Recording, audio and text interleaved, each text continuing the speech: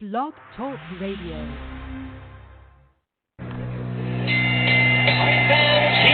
we go with the main event of the evening. Ladies and gentlemen in attendance, boxing fans joining us around the world. It's time for the bout you've all been waiting for. Finally, it is showtime.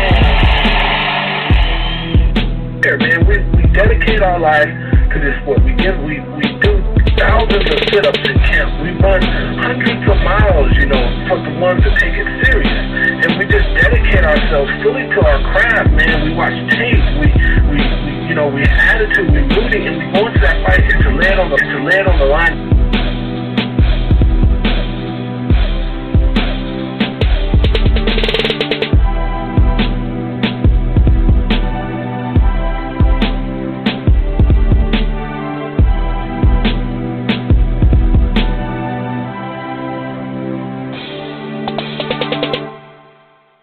Boxing fans, this is the Rope-A-Dope Radio Podcast. I am your host, Chris Carlson. We are live on a Thursday night.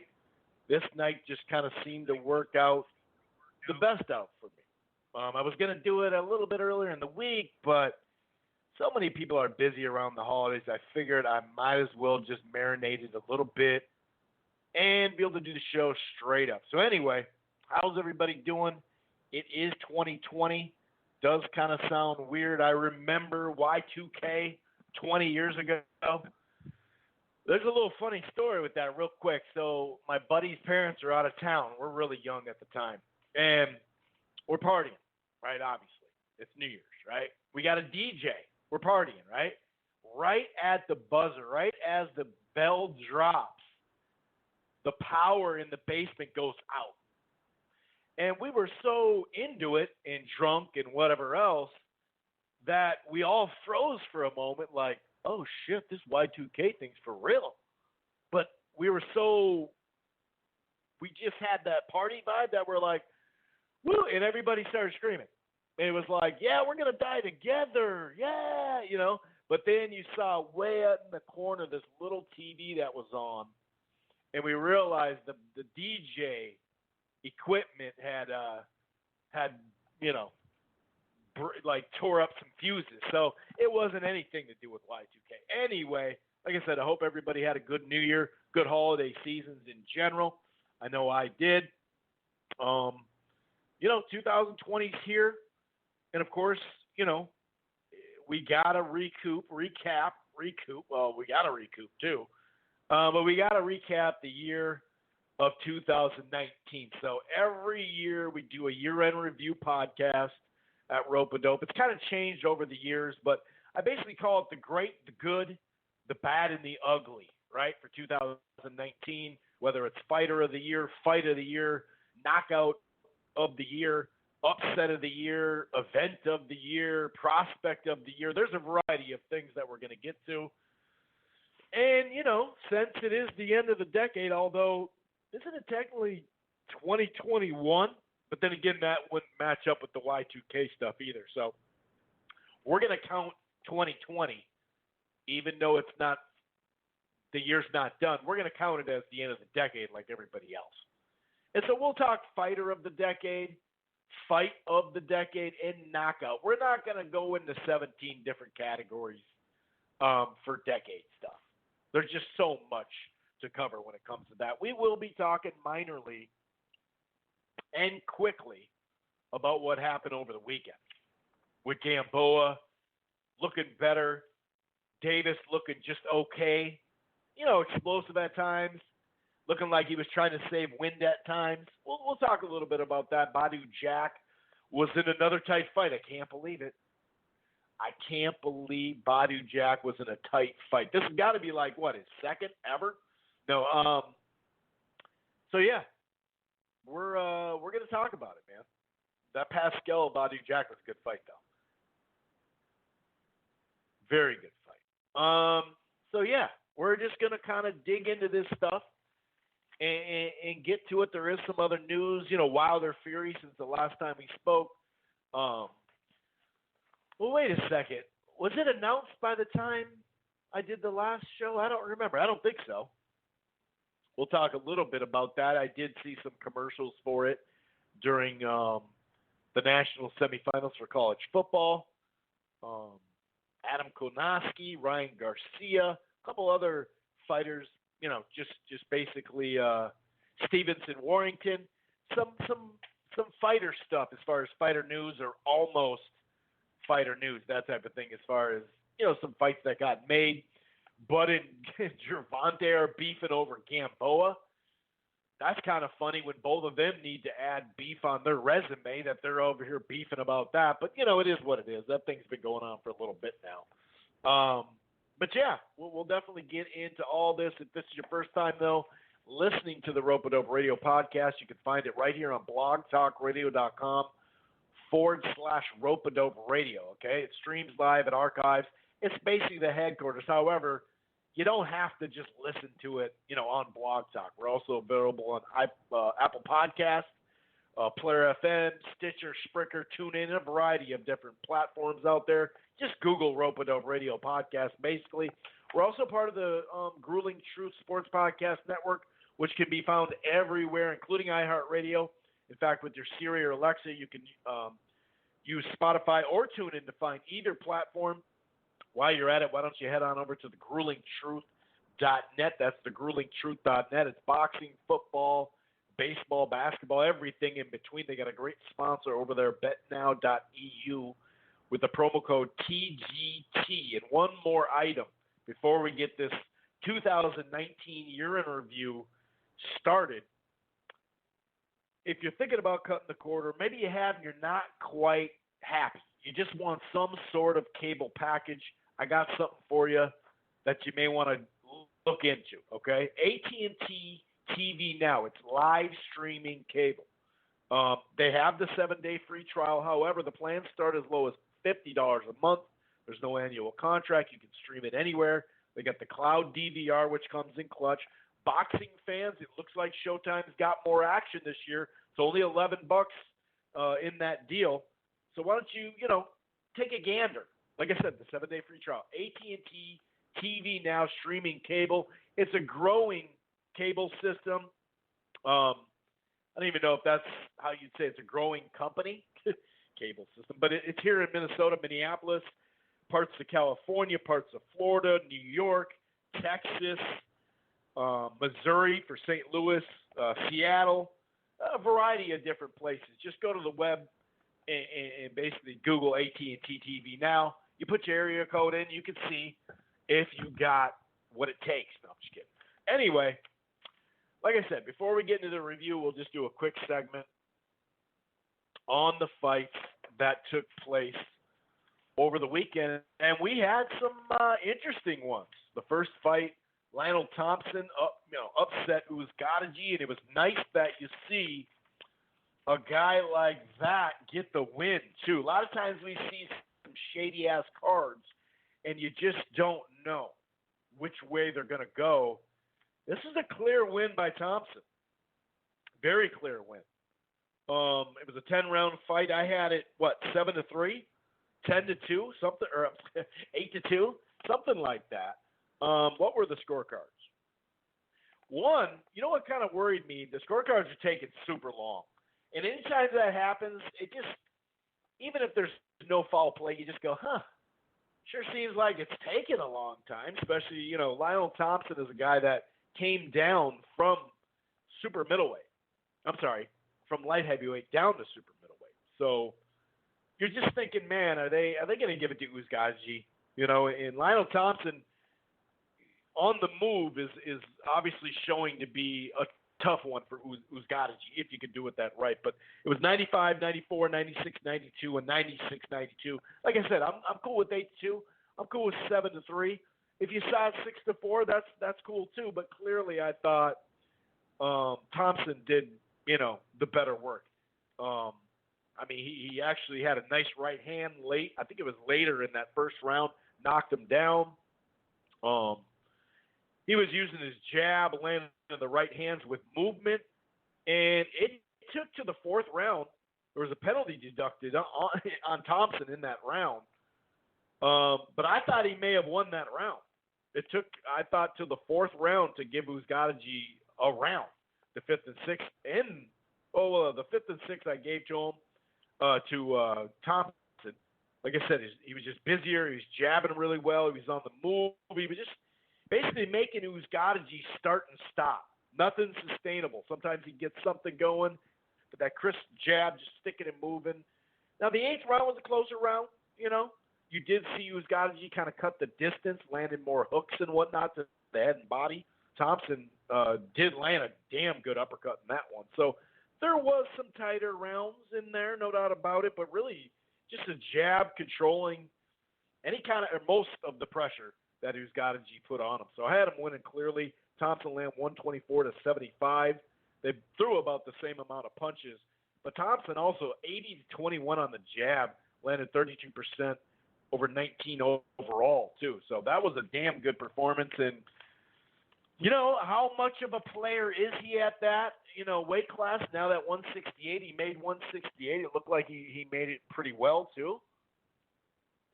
I think you got to throw him in there as a legitimate contender, especially with that style matchup for some of these guys. So good for Lionel Thompson. Good win there. Pascal and Jack was the undercard, or the co-feature, I should say. I had Jack win in the first round. They both landed nice right hands. I think the best shot of the round may have been a body shot by Jack.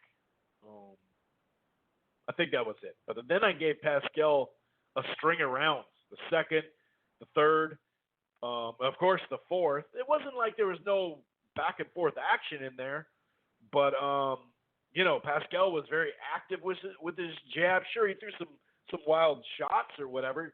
Actually, he almost threw a shot that knocked him out of the ring almost. Knocked him. He almost swung himself out of the ring. But the fourth, Jack landed some early right hands. There's kind of a flurry of shots.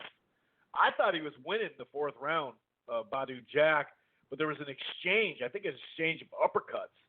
And Jack's legs, Badou's legs were wobbly.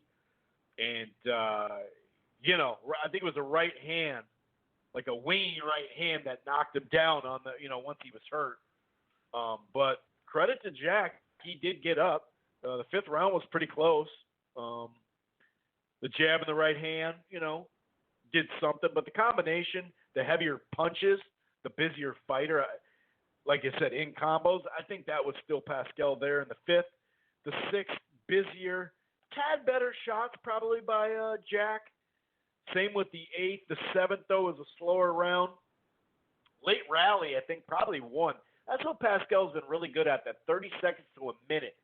A lot of times it comes late. Sometimes it's early and late. But he's good at just planting the seed that, look at how I finished, pause. Seed in finish, wow. But I just lost my train of thought. But he just has that way of planting that in their minds to win the rounds a lot of the time. And it's effective. A guy like Shuri Leonard did that in tight fights as well. He didn't have as long as, like spurts of, or not spurts, but like long 30-second, 45-second droughts of punching, like Pascal. But I did give, back to the fight, eighth round I gave to Jack. I thought he landed some really nice body shots. And he started trapping him on the ropes, starting to really land some good shots. A stiff jab and some clean shots to the body with the right hand especially. I gave Jack the ninth. I gave him the 10th from that steady work and the jab and right hand. So he started too damn slow. And that's saying something, because Jack starts slow, as we know, right? But to me, it was just it was even slower than it needed to be. It's kind of like, come on, dude, we gotta pick up the pace, if you're trying to win this fight. But the 11th round, what did I do? The 10th the last time? Is that what I was on? Jack. So I gave him the 8th, 9th, 10th, and I gave him the 6th. So from the 6th to the 10th, I gave Jack 4 out of those 5. Now the 11th, I think I haven't watched it again, but I think that's a tough one to call. Jack landed some early left hooks and an uppercut as well. But the jab in the body and a late left hook from Pascal could have won that round, too. That was a close round. And, of course, 10-8 in the last round, early right hand, had Pascal really hurt. It was a knockdown kind of into the ropes, right? Jack landed several short shots after that. Great close by both guys in this fight. And it seemed like Pascal was kind of holding on for dear life for a while until he started getting it back and going for it. But like I said, it was a really close fight. Whether it's 6-6 or 7-5, either guy, I'm okay with. To be honest with you, I was really okay with that. The judges had it 114, 112 across the board. 2 of them to Pascal, 1 of them to Jack.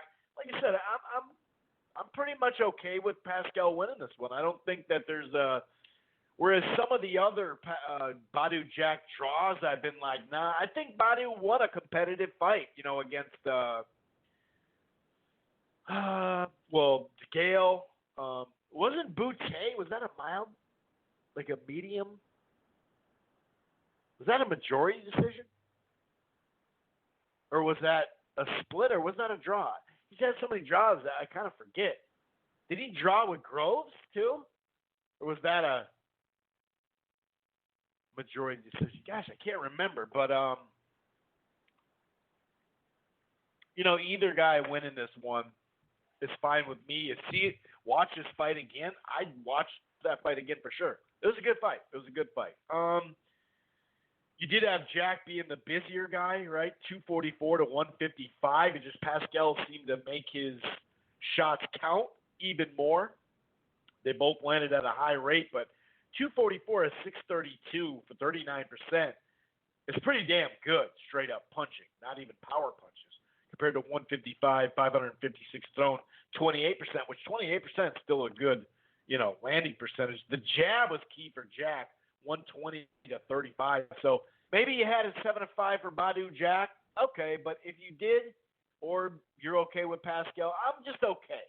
Like, I could see Badou Jack winning this fight 7-5, but I can also just see a draw. I would have been just fine with a draw, to be honest with you.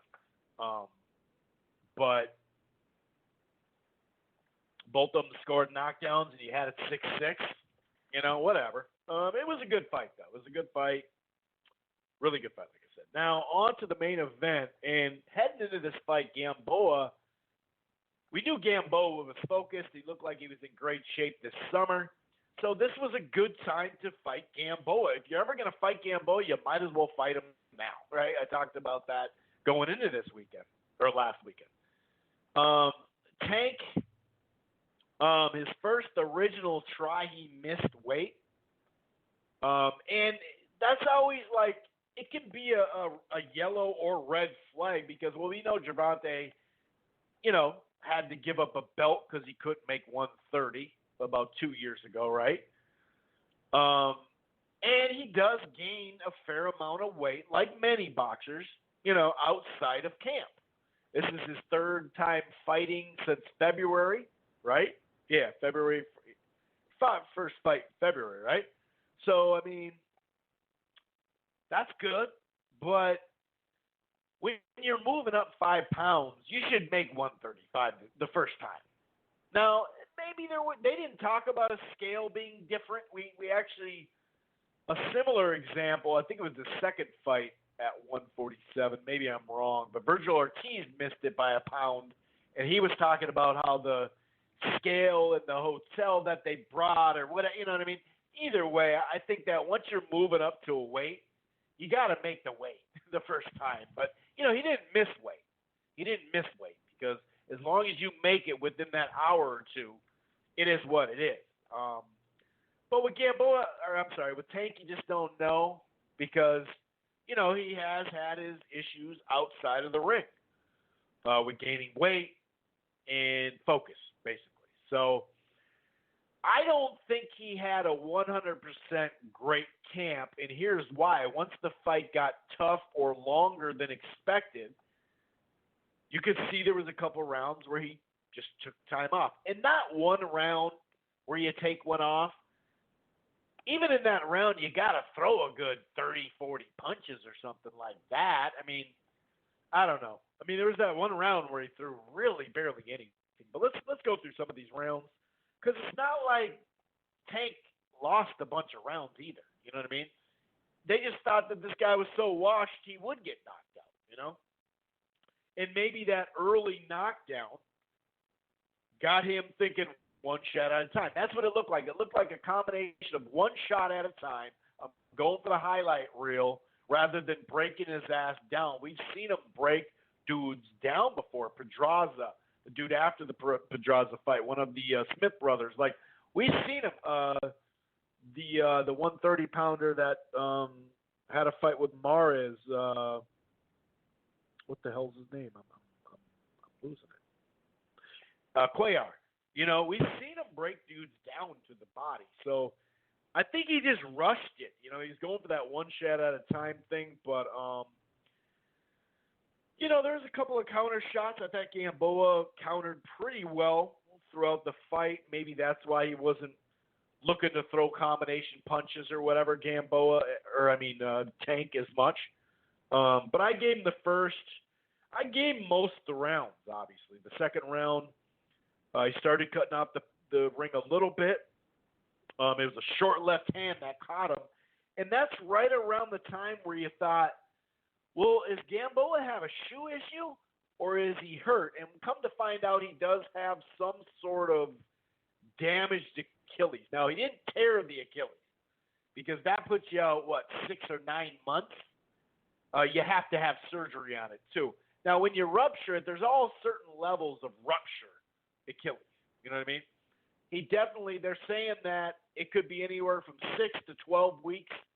If he doesn't have surgery, he may have surgery. Maybe it'll be just a tad longer. But originally, he's like, I want to start training in a month. Well, I've now heard 6 to 12 weeks. So obviously it was bugging him. It had to have been somewhat bad. He almost quit the fight because he's like, dude, I'm having problems on it. But, you know, obviously he was able to make it and have some success. You know what I mean? So, I don't know. You know what I mean? I'm not sure how much it affected him the whole fight to where he was screwed, but it definitely affected him because, you know, you need that part of it. But he did move okay at times. So I don't think it's like a torn Achilles, you know, so it's, like I said, a 6 to 9 month thing or something like that. So hopefully, you know, he can get back in the ring and have the rest of his career, you know, the last, whatever it is, a year, couple fights, I don't know, but hopefully he stays in shape and focused. That's the big thing. But anyway, so that happened in the second round. It was really weird because it almost looked like the fight was going to be done. And I thought, man, he's going to have another short fight this year, you know? So in the end, going all these rounds probably helped him because he had never been, past the 10th or to the 10th? I can't remember. So, I mean, that's one of the positives, right? But the other was the fact that I don't think he could really let it rip all the way once he found out Gamboa was starting to, you know, stand up to his one-punch combo. And he didn't, one punch at a time rather than throwing combinations. But, you know, left hooks, body work, some jabs, not enough. In the fifth round, he definitely rocked Gamboa multiple times. Gamboa did mention, you know, did fire back, though, and he fought a really tough fight, that's for sure. And then somewhere in that, fifth, maybe sixth round, it started to slow way down. And there were some better shots that Tank won in the sixth, but it was a slow round considering you're getting into the sixth and you already got a guy hurt maybe. Well, not maybe. I mean, we didn't know for sure if he was hurt or if he's having shoe problems or a combo. We didn't really know. And the seventh was probably the best two-way round of the fight, or one of them, that's for sure. And Gervonta probably got hit the most he ever did in that round. But at that point, it really kind of looked like, are we sure? Like Davis looks like he's really saving himself to make sure he can go 12 rounds. Like, how confident was he in his camp? Did it go 100% or was it 92? Was it 82? You know what I mean? That's where that stuff plays into it. There was another knockdown. I think it was a late left hand and then a right hand and maybe another left that dropped him to the ropes and whatnot. But before that, he wasn't throwing punches really. And Gamboa, on the other side of it, was only having success in spots because he didn't throw enough either. But then Davis kind of started pressuring him more in the ninth, landed several flush shots. Looked like he may have buzzed Gamboa in that round because he was holding late at times. Then he got busier, you know what I mean? Then he got busier. Gamboa at times, you know, would be busy, then not as much, but there were some good shots late that I thought Gervonta got that one. Or maybe that was Gamboa. And I did think once the 11th round came around, you saw more pressure, and then what was it, a left uppercut, and then a few left hands, and I think another uppercut that really dropped him. And it was a wrap. You know, it was a wrap. It was over. So I called it an uneven performance. That's what I called it. I called it an uneven performance on Twitter when I watched it later that night. I think I commented on the next day. Sometimes I don't tweet at 4 a.m. or whatever when I'm, you know, up watching a fight late night or something like that. But oops, wow, that was something weird. So all in all, like I said, uneven. Did I see some good things? Yeah, sure. Did I see some things that tells me you probably didn't have a great camp? Yeah, sure. Not just the weight, you know, not just the weight.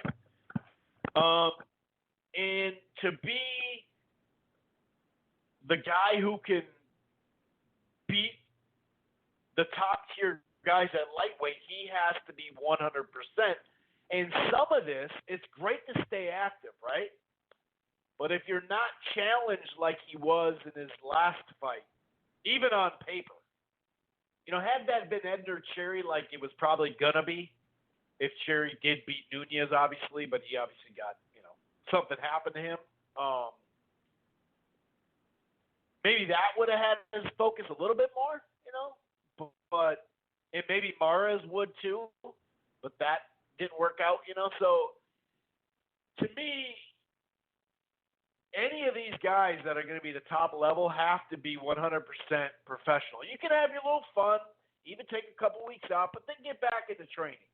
Not in the camp for 4 months, but just get back at the gym, work on your craft, go for a bike ride, take a swim, stay active, play basketball, whatever you got to do. Just do something, you know what I mean? And don't just party and eat.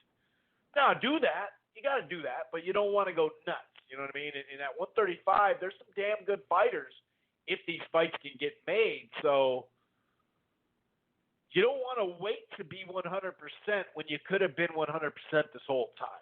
And we see that with a fair amount of fighters. You know, it really comes down to, like, motivation.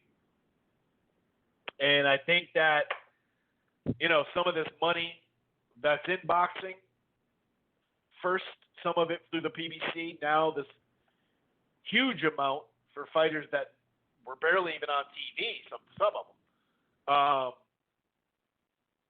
You just see uneven performances, you know, basically.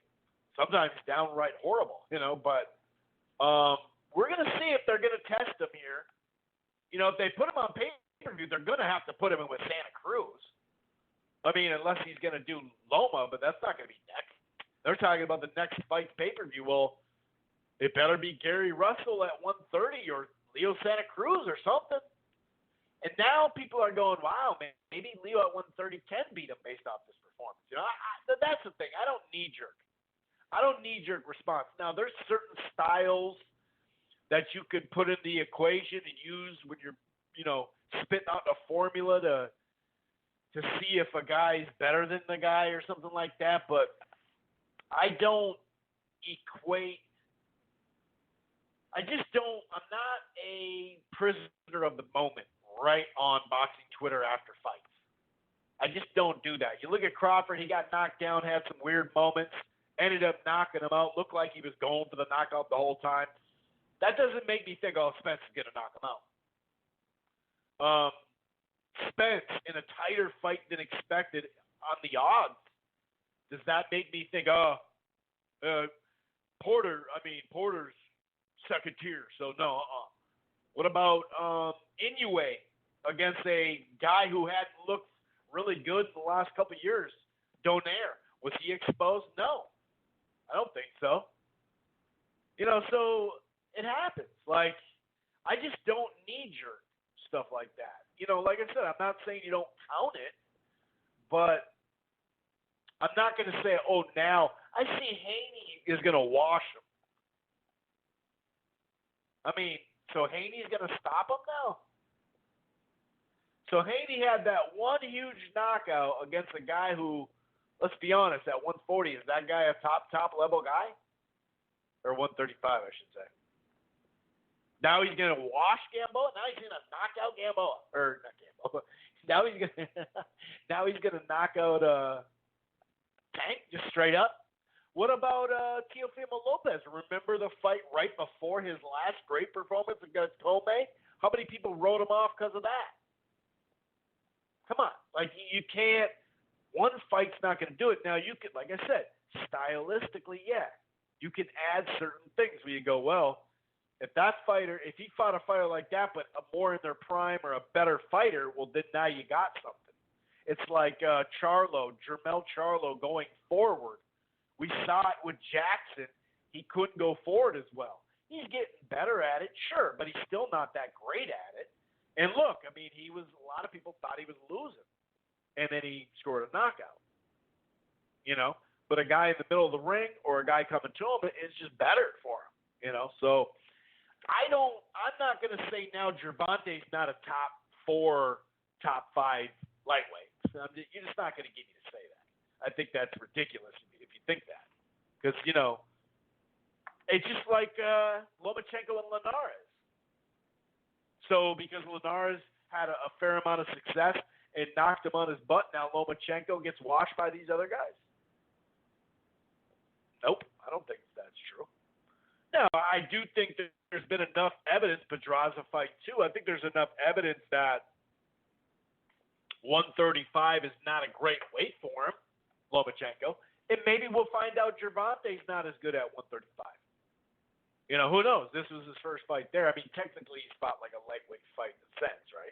Because when he was overweight, that's a lightweight fight technically. It's not 130. But anyway, it was pretty funny, though, to see. And by the way, we're going to get into this 2019 year in review, the great, the good, the bad, and the ugly. We're also going to talk a little fighter of the decade, fight of the decade, and knockout of the decade. We're not going to go 18 different categories in the decade thing. We'll try to keep it fairly basic, the network of the year, the upset of the year, the knockout of the year, whatever, prospect of the year. I see people say fight of the year and then performance of the year, and you're like, the fuck does that mean? Like, what do you mean performance of the year but the knockout of the year? Like, that's such a vague topic. Like, how many Stay Busy fights look like a great performance? Like, I don't know. That's a little weird. Like, I like the event of the year.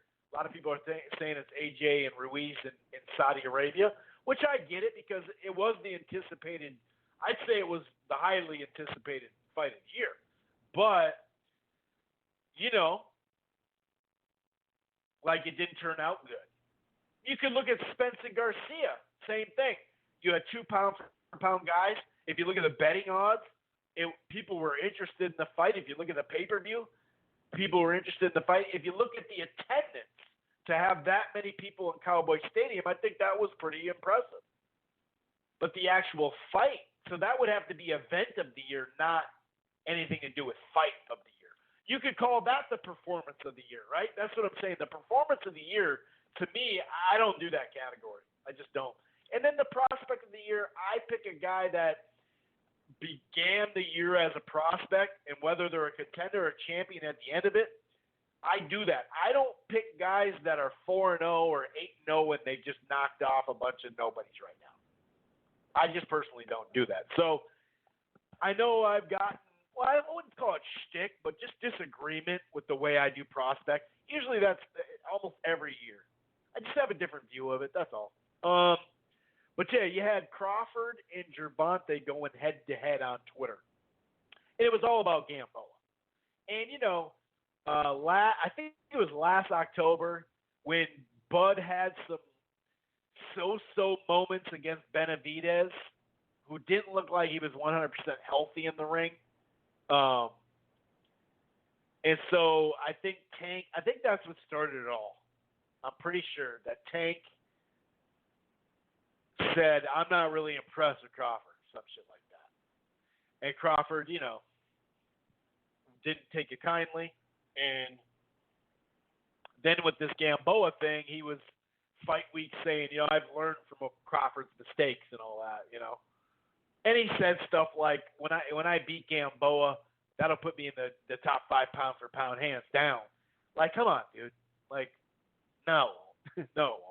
Now, you could eye test people into the top 5 if you want. That's fine. But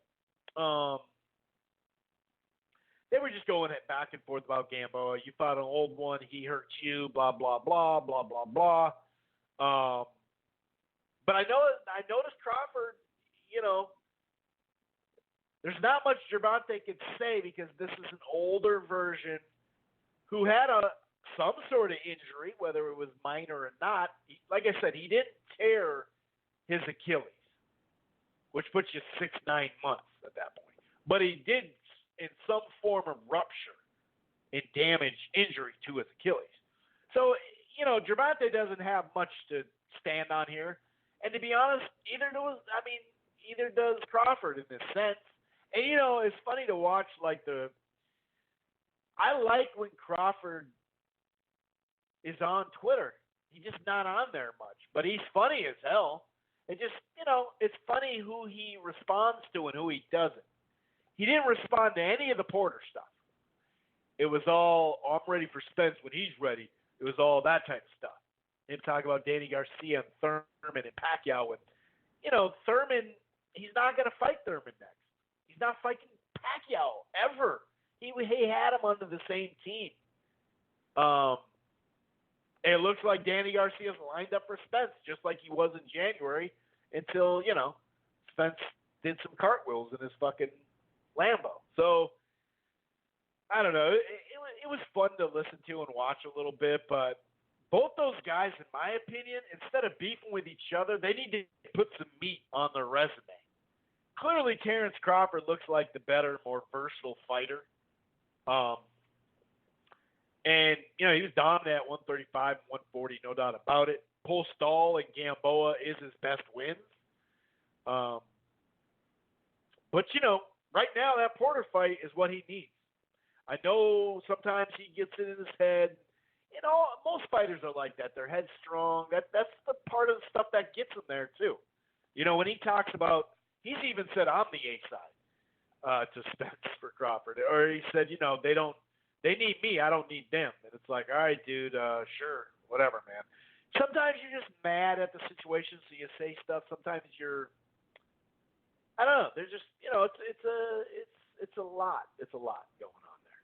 But the Bud Gervonta thing, funny, but at the same time, like I said, I need some meat on both of you.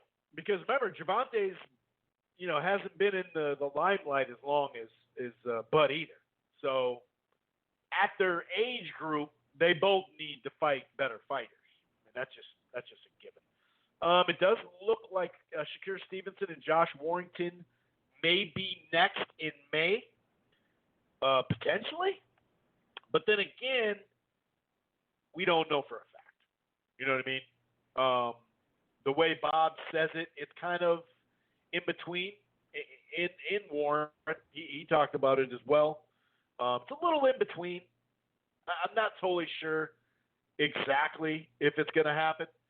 You know, they're trying to finalize the deal right now. I did have some I think I got a quote in here. Maybe I don't. I'd lie. No, no, he was just saying that, either they're going to do it, either his next fight, Stevenson, is going to be here, I think at the Garden, or at least at the theater at the Garden. I'm not totally sure there. Or maybe he'd be on the undercard of, Lomachenko and Lopez. I don't know. That'd be a good look for him. But right now, I'm really hoping that fight happens. Getting unification at that weight class would be great. There hasn't been as much of that, and that's needed. But maybe it'll happen later in the year, too. I just hope that fight happens in 2020. Ryan Garcia is scheduled for – this is a good one, Valentine's Day, February 14th. He's got a ton of girls and young women, I'll say, on IG. And I'm sure a fair amount of them are going to go to his fight that night. He's taking on that Francisco Fonseca, who's a pretty good fighter. I like the fight as far as a step-up fight. Fonseca's pretty good, you know what I mean? He showed something against out-of-shape Gervonta. Didn't he fight who was it? Did he fight Valdez too? I can't remember. But anyway, that's February 14th on DAZN. Koznowski returns at the Barclays on Fox March 7th. I think Benavidez and Benavidez and Yildirim is going to be on the undercard, but I'm not for sure. I think so. And then they made Wilder and Fury official. I'm not sure if I got to that news in the last show I did, which was a while ago. Tickets are on sale. Right now, though, the tickets, they sold pretty well. They have, of course, you can always get them on the secondary market, but the cheaper seats, they jacked them. They jacked them now. They didn't come out originally that price, but they added like a layer. Here was the original prices when you go to AXS, right? When you actually go to the main hub, not the secondary market. It was 154, 254, 354, 504. Then you got into a G in 1500. Well, the 54, 24, 34, 404s are gone. And I think they added a layer on the top level, like the back layer of the level. And, the MGM Garden Grand is a bowl arena.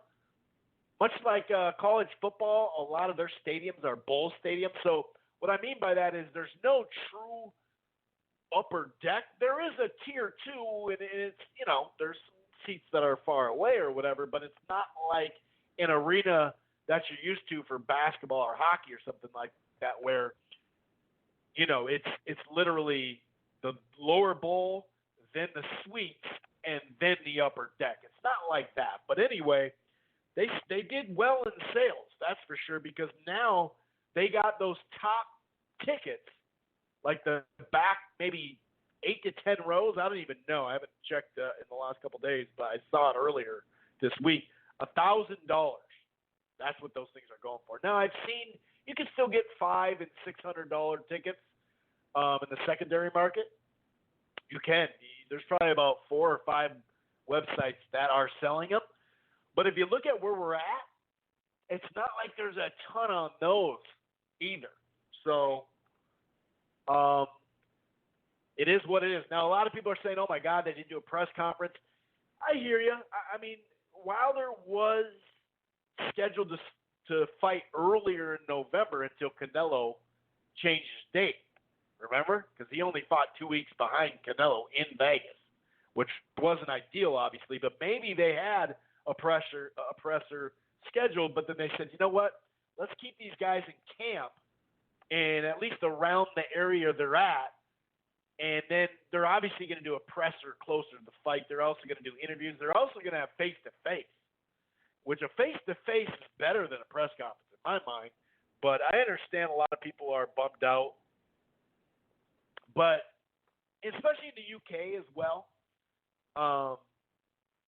But here it's like I get it, but a lot of the hardcore fight fans are watching those pressers. It's not like a ton of casuals are watching the whole press conferences, but you do get clips out of it, which is key. You know what I mean? And that does spark it. So there'll be plenty of time for these two to talk shit, I think. You know what I mean? But what I did notice on ESPN during both the semifinal college football playoffs, and the first one, now, What's-His-Toes was ill or something, or maybe he missed the flight, something. Wilder was supposed to be in Atlanta for the first one and didn't make it to that. And that would have been close by Alabama, right? Whereas Fury was in Arizona, which is close to where he's so I think he's still going to be in Vegas, right? I think he's going to train in Vegas this time, not in Big Bear. But anyway, so I saw a commercial. There's like a little graphic, I guess you could say, on the commercial that I'm not crazy about. That's just nitpicky. What I liked about the commercial, though, is they showed both guys hitting each other. And I know that sounds weird, but they both, you saw, it's a part two, right? It's a part two, and the casual fan saw these two big dudes punching each other and having big shots. And I think that's what people are like, oh, okay, so the first fight must have been good then. And, you know, it obviously went viral and fucking Fury getting knocked out, but then coming to life and all that shit. That was, you know, that was part of the viral moment or whatever. But I saw, and I fast forward a fair amount of commercials too, so I'm not the best judge of this as far as how many commercials were on in these games. I saw a commercial in the first game.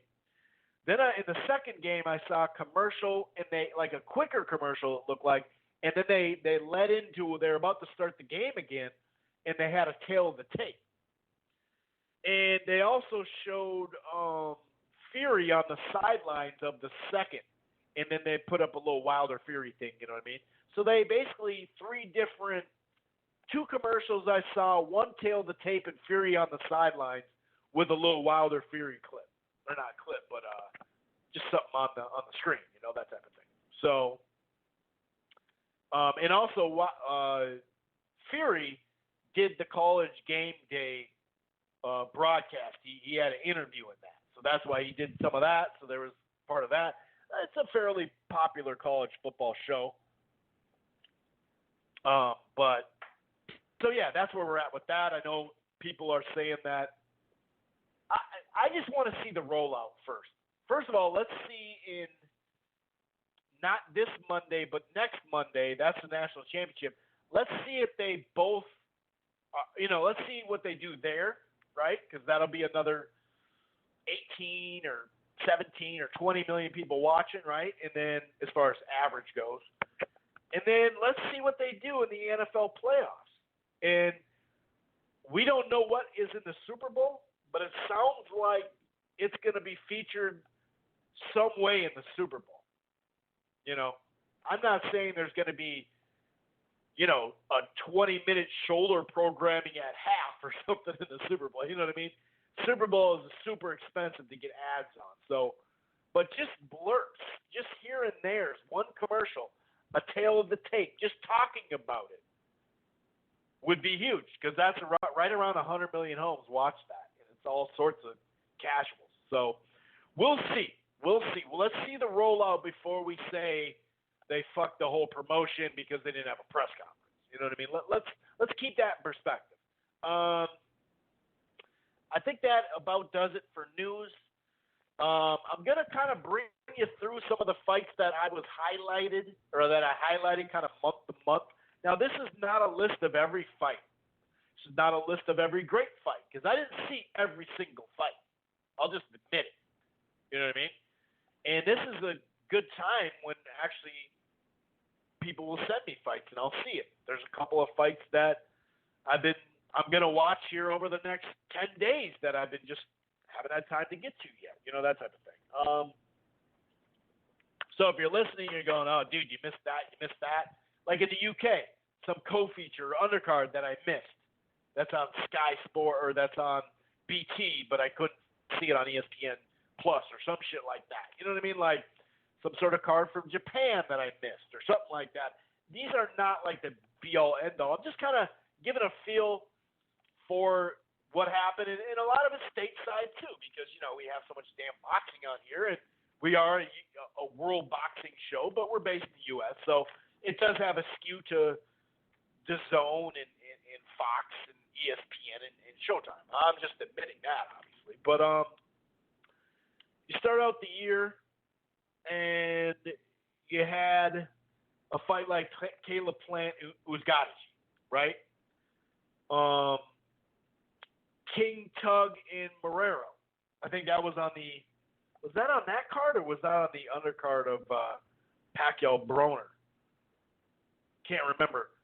Brown and Badu Jack. I like that fight on paper. That was a good fight on paper. Thurman and Lopez turned out to be a little bit more interesting than we thought because Thurman was close to getting knocked out. I remember Munguia and Inoue, the brother of him. Is that what it is? That was a good fight. I thought Zhu Khan and Jesus Rojas was another really good fight. There's a couple other ones. Linares got upset that in January. The Warren fight with Ulabi or whatever that dude's name is. I remember that fight. Then we go to February. We had Alvarez Kovalev 2, which was an intriguing fight in the ring and just on paper, obviously. And I'm not going to mention too many show boxes and stuff like that, too, because Showbox actually had a pretty solid year. Machado got beat. He got beat by a 16-1 underdog, Cancio. I thought Ramirez Zepeda was actually better, if you look at it anyway. I thought it was better than Ramirez Hooker. That was a damn good fight that year, or that month. You had Soto Rios. You had Rosario Hernandez, which was locally. That was on FS1, but that was here in Minneapolis. Jarrell Yildirim, that was another one here in Minneapolis. That was a good fight. As far as March, I thought the Peterson-Lipinets was a damn good fight. Porter Ugas was very competitive. Abel Ramos and Santana was a good fight. On paper, Bivol Smith was something, but it turned out pretty one-sided. Ramirez and De Garcia, I think that was it. Spencer Garcia was a great event, but obviously in the ring it turned out competitive. And Erislandy Lara and Castano, that was a good fight too. There was a couple other March fights I think I'm missing. But April, you had Hogan. Most people thought he beat Munguia. Shields and Hammer was that. That was pretty much Shields in that one. Rung Vasai and Estrada. This is where DAZN started getting going late August. Because they had Rung Vasai Estrada, Roman Donahue on the same card. That was a damn good card. Derevyanchenko Koke was another one of that month, April. That was a damn good fight, too. It was a really good fight. That was here, too. May, you had Canelo Jacobs. You had Jared Hurd, J-Rock. You had some fights that you thought would be a little bit better, maybe. Taylor Baranchik, I thought would be a little bit more competitive. Better Biev and Hot Rod. I thought that'd be better. Trout Goucher wasn't like the best looking fight, but it was very competitive. Berchelt Vargas was pretty one-sided, but fun while it lasted. Inoue knocked out Rodriguez there. I thought that'd be a little bit better fight, but Inoue, bam.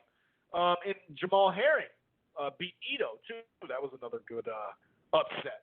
Not necessarily, it was a competitive fight. Stylistically, it wasn't great or whatever. But then on to June, you had Joshua Ruiz, obviously stood way out. Dorticos in Tabiti, that knockout was one of the best knockouts. Comey and Beltran, it was interesting, I thought. Acosta Soto was a good fight. Ceja and Rigo was a good fight. You had the rematch between Cancio Machado, and he got the job done. Warrington Galahad, was an all right fight. Pretty good fight on paper. And I think that was June was that Sunday special on Fox for Charlo Harrison that got postponed. That's right. July, you had Pacquiao Thurman. You had Ramirez Hooker. You had James DeMarco. You had that Washington Helenius, which was a pretty good fight. You had Ronnie Rios upsetting Diego De La Hoya. For August, you had Koznowski Areola, Pascal Brown. That was a big upset, too. You had Loba Campbell, which was a better fight than it seemed on paper. Kovalev Yard wasn't that competitive until, Yard made it interesting, and then, Kovalev knocked him out. Virgil Ortiz stepped up in a fight, but it was pretty one-sided, but he had a good performance, that's for sure. Then you got into the fall. September, you had Spence and Porter. Really, that whole card, dude. The Lopez and Molina, Benavidez, Durrell, Barrios, and what the hell, that Russian dude who I thought beat him? That was a damn good card right there. But, yeah, Spence Porter stands out. Siriano Hardy as well stands out. October, you had Beterbiev Voshtik, Triple G Derevchenko, Lubin. Who is the replacement? Damn it. Gallimore. Easter Granados, I thought was a competitive fight. Taylor Prograis. Shakir Stevenson took apart Joet Gonzalez pretty much. November had Canelo Cove. Wilder Ortiz 2. Inoue Donaire, that was another fight that the Zone had overachieved. Same with I mentioned the Triple G Derevchenko fight. That's what, on paper, the Zone had a damn good close to the year, but they also had a couple that, sure, you could argue, Joshua and Ruiz sucked as it was a one-sided fight, but, when you have the other fights that, Inoue Donaire was way more competitive than a lot of people were giving it credit for, and like I said, that Derevchenko Golovkin fight, too. December, you had, and Wilder Ortiz, the undercard, was damn good. That was a really fun card to watch, too. I forgot about that. Like I mentioned, AJ Ruiz, 2. Lopez Comey, this is December. Crawford Kavaliauskas was a lot better in a couple rounds than we thought. Pascal Jack from last week, and that was awesome. Charlo Harrison, 2, was a damn good fight, probably a top 15 fight, something like that. Balderas got knocked out in that fight. And there was a couple other. F.A. was in a good heavyweight fight, too. So, like I said, it's not the end-all, be-all of lists of every. I'm just kind of taking you through the month. It kind of started out with mid-level fights, some upsets, and just some good fights the year, right? The first quarter. Second quarter definitely heated up. In July and August, it was popping. And then September was pretty solid. Most of it was on that Spence undercard and Spence Porter in September anyway, because that's usually Canelo month, right? So a lot of people weren't scheduled. And even that Fury fight with Wallen, that turned out better than expected. That's for sure. It had drama, too, with that cut. But October, November, December, that was bomb too. So it turned out to be a pretty damn good year. It did take a little while to get there. You know what I mean? It did take a little while to get there. But once we got there, dude, we had a pretty damn good year. And there's some fights like Wilder Fury, like Ramirez Postal. Some fights on paper that aren't quite done yet, but look like they're going to. I mentioned some earlier.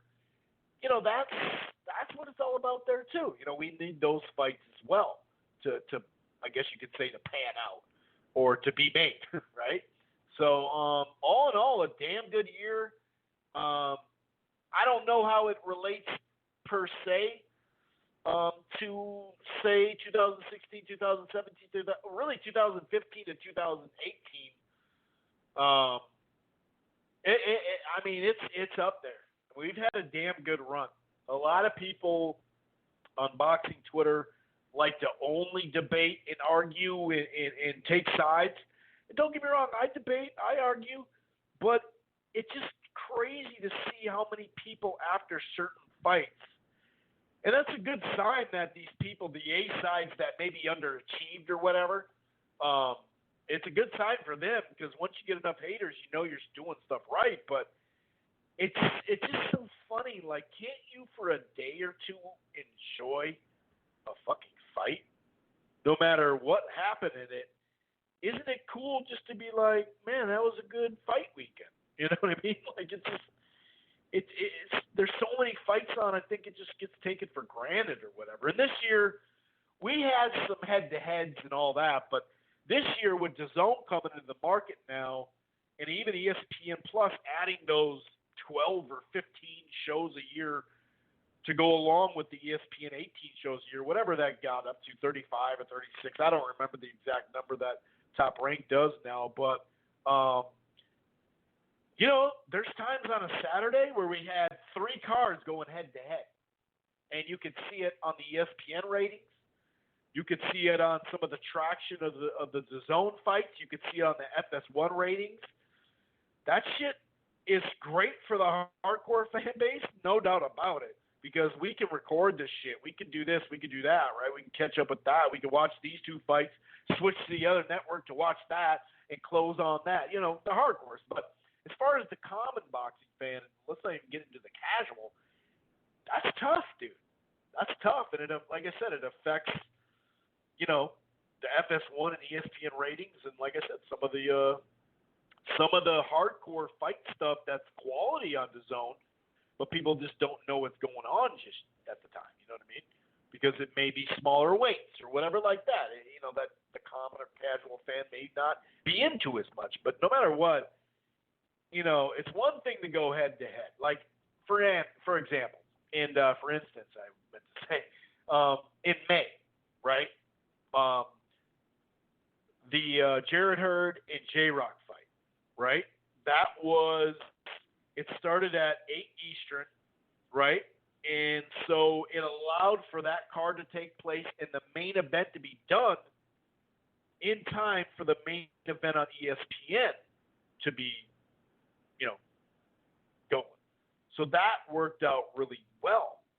And you could actually see that probably the hardcores, 300,000-400,000 people actually jumped on to ESPN after that fight to watch Francisco Vargas and Burchell.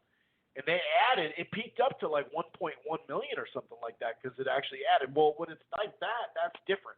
Or like how we used to have the UK stuff and then the US stuff at night. And so you could watch a chunk of fights from, say, 4 o'clock in the afternoon till 10 or whatever like that. That's different too, you know what I mean? Because you're not competing head to head. It's just more of like a boxing day. But you know, part of that, you know, it's going to be tough because these dates are given to Top Rank from ESPN, from Fox to the, you know, Al Heyman. Like, it's not like they have the pick of the litter for dates. And same with the arenas. It's not like you have a pick of an arena or a venue that you can just schedule any time and it's going to be ready to host the boxing event. That's just not how it works. So that plays into it too. Sometimes you have, you know, fights and venues that was the only thing ready, you know, that was the only, or not ready, but available, you know. And so, I don't know, it does help if they go head to head and there's that split time where there's like a hour or two before, you know, I mean, we're already going to start having those, you know, early on this year.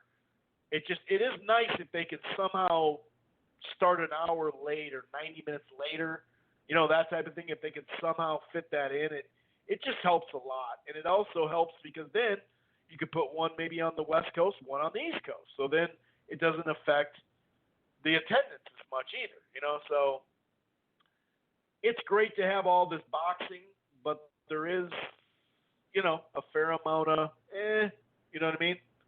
A little too much. It's oversaturated. It's just a matter of a couple of years to where we're really going to find out,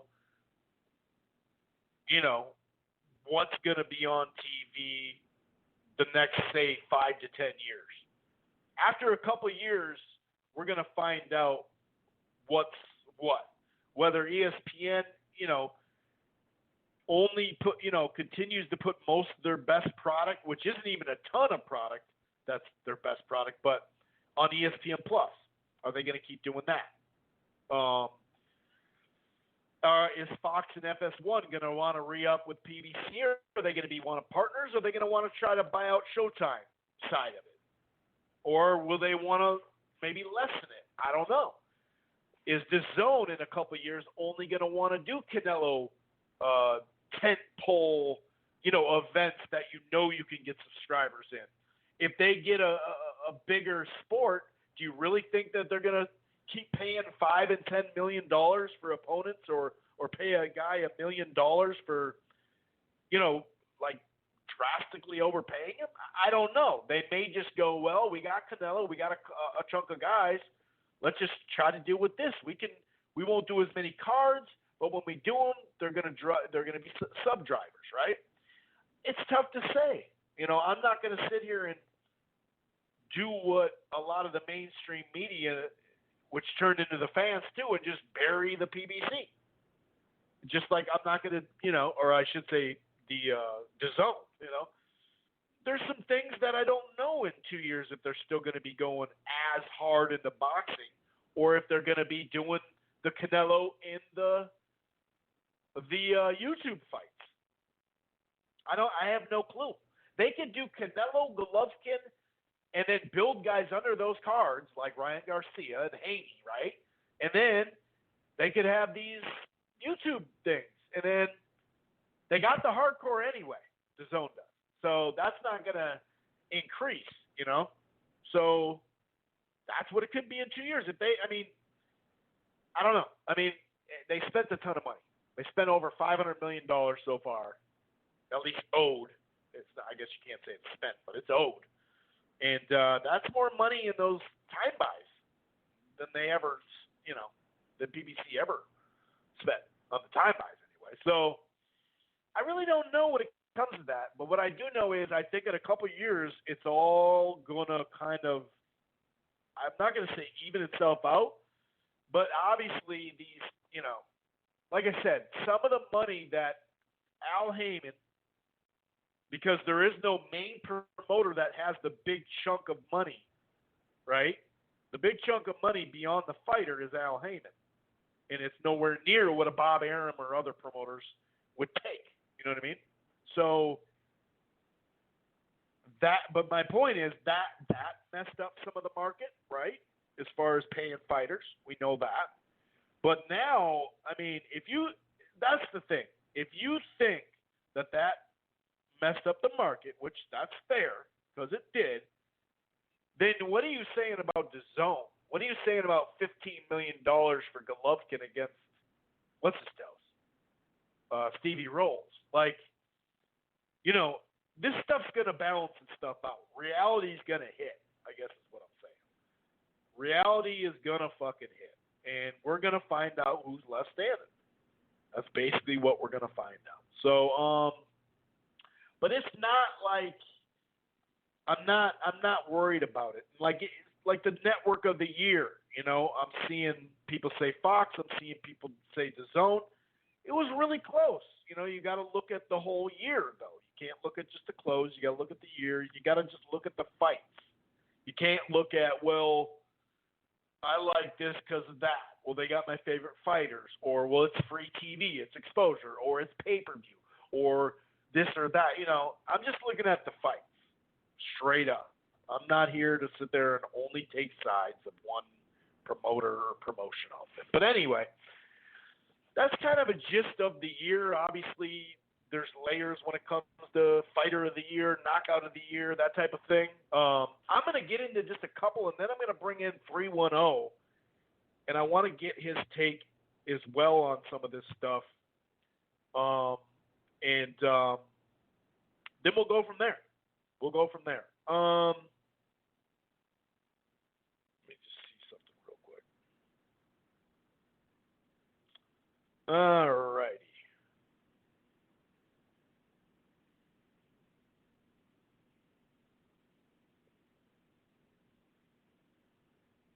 So, sorry about that. I got a bunch of text messages, but I thought it was more like something was going on with the switchboard or something like that, but something totally different.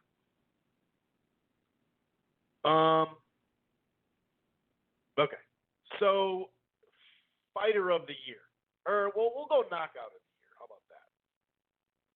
We'll go knockout of the year. And obviously, I mean, you got to, you bring in Wilder on this one for both of them, Brazil and Ortiz, right? I mean, that was you got to put those in, right? A lot of people are saying Canelo Kovalev, Chisora Stilka was one of that stood out. Some people put Ortiz Jr., Mauricio Herrera. I mean, there's a fair amount of knockouts you could do. I mean, even that knockout, just because it was a body shot mostly, right? I think it was a body shot that Inoue the Monster put on Rodriguez. That was another one that was pretty crazy, right? Haney had that one, but I don't like to count the ones that are against guys that aren't on somewhat of the top tier level or have been in there with, I don't know. I'm just not crazy about a guy that you should just easily win. You can say the same thing about, I guess you could say about Dominic Brazil. But I don't know. Dominic Brazil, to me, has shown more and been in more fights than that dude. But, whatever. I mentioned this, Dorticos and Tabiti. That was a nasty one. That could have been it, dude. Donaire landed that one against Stephen Young. That's another one where you're like, It's just like Charlo and Cota. Yeah, that was a big one, but, I mean, Cota was going to get knocked the fuck out. You know what I mean? I can't really look at that. Foster and Bravo. That was a good one. Michael Seals, who's fighting soon, he knocked out Booker. Chris Colbert actually Chris Colbert, who's actually fighting here soon. He knocked out Beltran. I remember that knockout. But yeah, for me, as far as just sheer one-punch knockout, I think Brazil is a contender. If you look at some of his fights he's been in, he fought somewhat hard against Joshua a couple summers back. He didn't just go in there and lay all the way down. That's for sure. Him and Mansour a couple years back had a brawl. I think that one was it because it was just like he made it to his feet, but he was done. And I just think that one punch, for me, that's what did it. You look at like an upset of the year. There are a variety of them. Cancio was one of them. Jamal Herring was another one. Beldros, or Belderas, he just got knocked out. I mean, there's plenty of upsets. We had a lot of upsets this year. But obviously, you have to go with Andy Ruiz. Knocking out AJ. That's the upset of the year. That's the upset of the year for me, anyway. Like I said, there was a fair amount of them, but to me, I'd probably have to go with that as far as the upset of the year. Like I said, I mentioned that Diego De La Hoya one. That's a minor upset, but it's still an upset. Just kind of showing how many upsets we've actually had. You know what I mean? As far as round of the year, round 3, I think Ruiz and Anthony Joshua. I kind of think that's the round of the year. You had Spence and Porter. That's round 11, I think it was. Even Inoue Donaire, round 11. Well, fuck that Breedis and Globoski. That was a messed up round for many reasons. The 9th round of Horn, Zafara, what is it? Zafara or whatever the guy's name is in that rematch. I still have yet to I haven't been able to find the full fight of that. I've only seen highlights in the last round or two. Kind of sucks. Beltran and Okada, the second round, that was big. Third round of that heavyweight fight on Fox with Efe and Kalatzi or whatever the hell his name is, that was big. The last round of, I mentioned this fight as one of the top fights, Zucon and Jesus Rojas, the last round of that was nuts. So yeah, I mean there's plenty of damn good rounds, but I think round 3 of AJ and Ruiz, AJ catches him in exchange, then just lays a huge right hand on him, and somehow, fucking some way, wow. Comeback fighter of the year, Jamal Herring's up there, right? Jamal Herring's definitely up there. There's also, Jean Pascal. Brown, he beat Brown and just beat Badu Jack. That's a hell of a comeback. But I'd probably give it to J-Rock because he beat Hurd when there was many people on Twitter saying these exact words. J-Rock has nothing for Hurd. Nothing with Hurd. Even though you can get up on Hurd on the scorecards with some of the skills he did. Now, I liked how he took that fight on the inside, but J-Rock, I probably got J-Rock, Julian Williams as my comeback fighter of the year with Pascal and Jamal Herring sneaking in there. There was a variety of them, though. Definitely a variety of them. Some people say Anthony Joshua was the comeback fighter of the year. I don't do comeback fighter of the year within the year. It means you were past it or you took a huge loss and then you came all the way back and got a big win. I don't do the comeback fighter of the year from June to December. You got to be down and out. It's like if he lost to Ruiz again and the next year somehow got a fight with Fury or something and knocked him out or beat him, that's the comeback fighter of the year. I can't really give Joshua the comeback fighter of the year because, I just so I'm gonna hold off for a little bit. We still have fighter of the year, we have fight of the year, we have prospect of the year. We're gonna get into that fighter of the decade, knockout of the decade, fight of the decade. That'll be a little later too.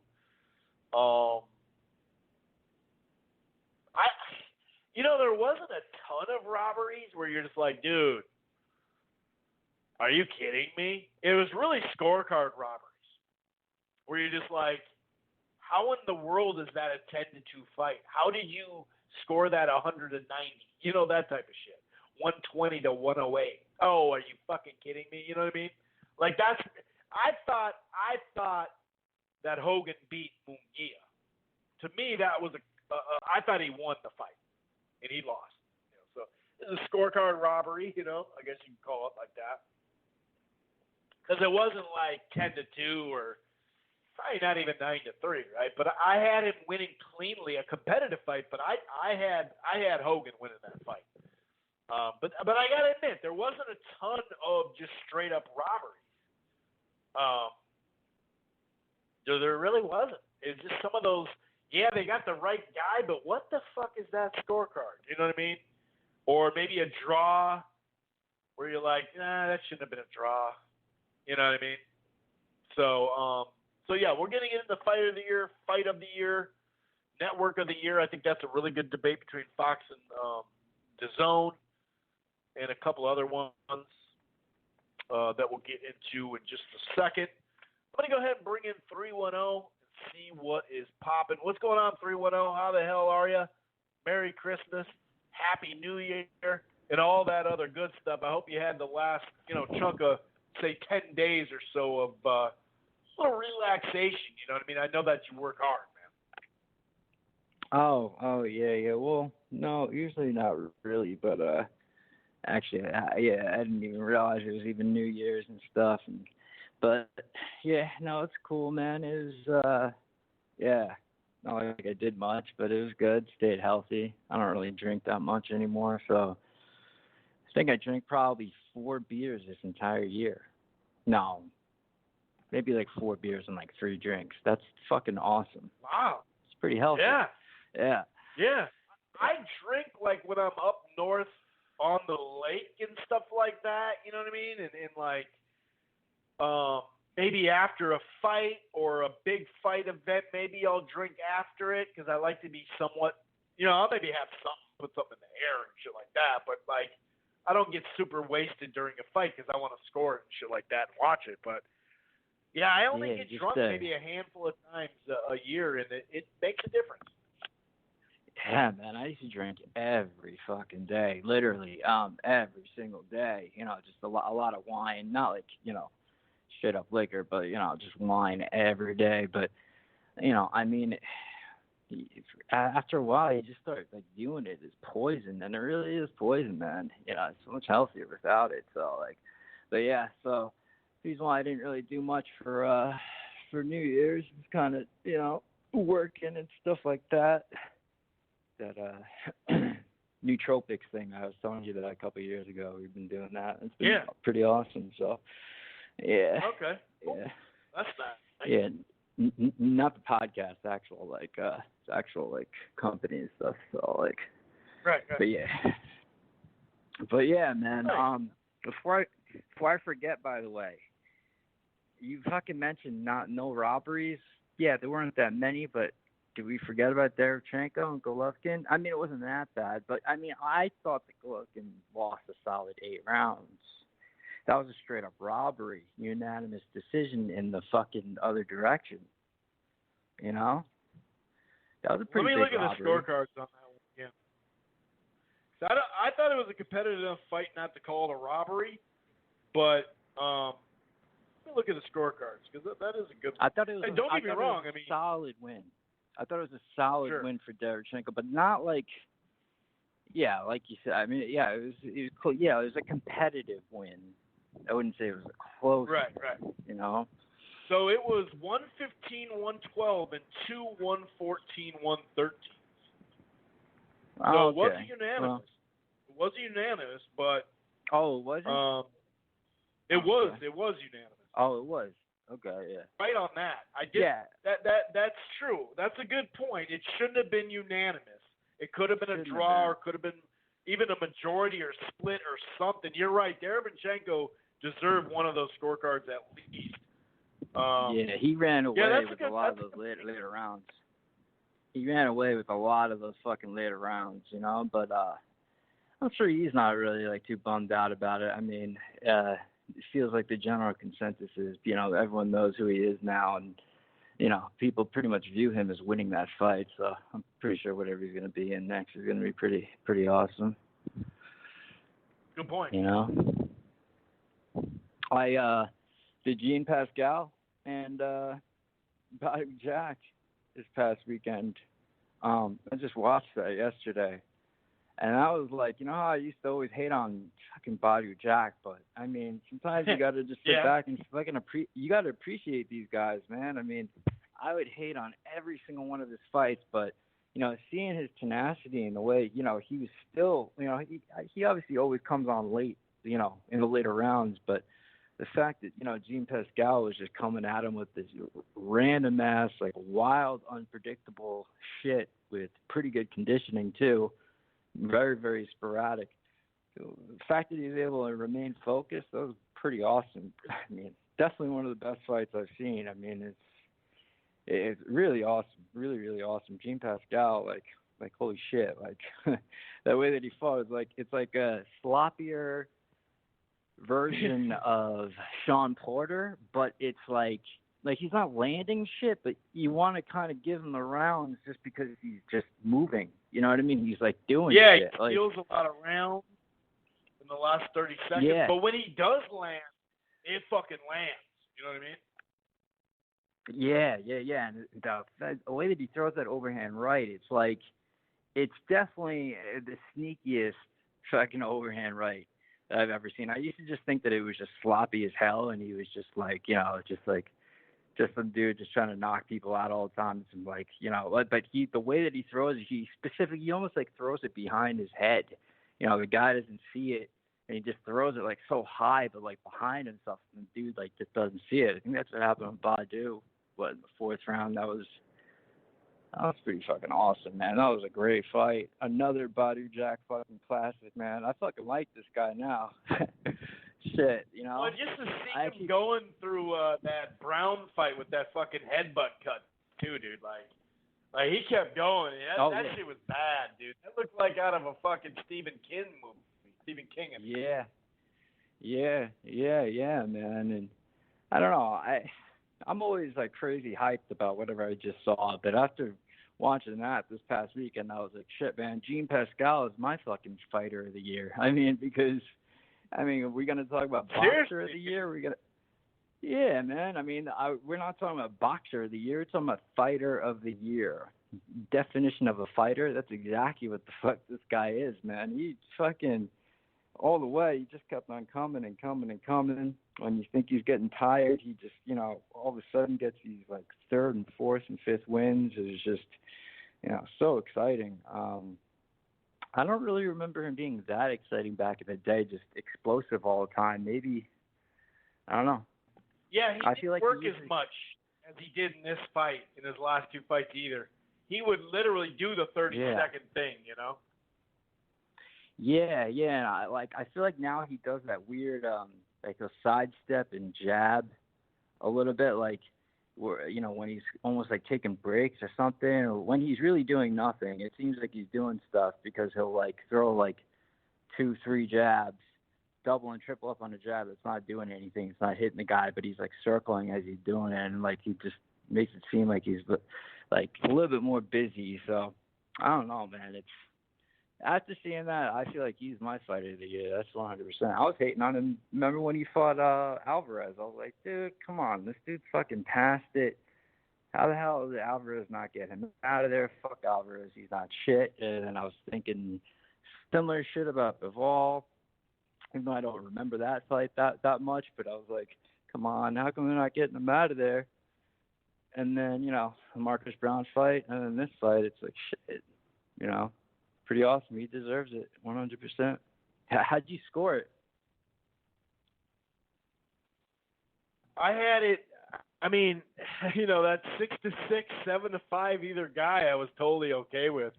Yeah. I haven't watched it again, and I do. Where was my scorecard? The 11th round, I could watch probably 2 more rounds and get a better score on them. You know what I mean? That type of thing. Like the 11th round. There's one other round where I'm like, man, that was a close round. And even that one where Jack got knocked down, he was dominating.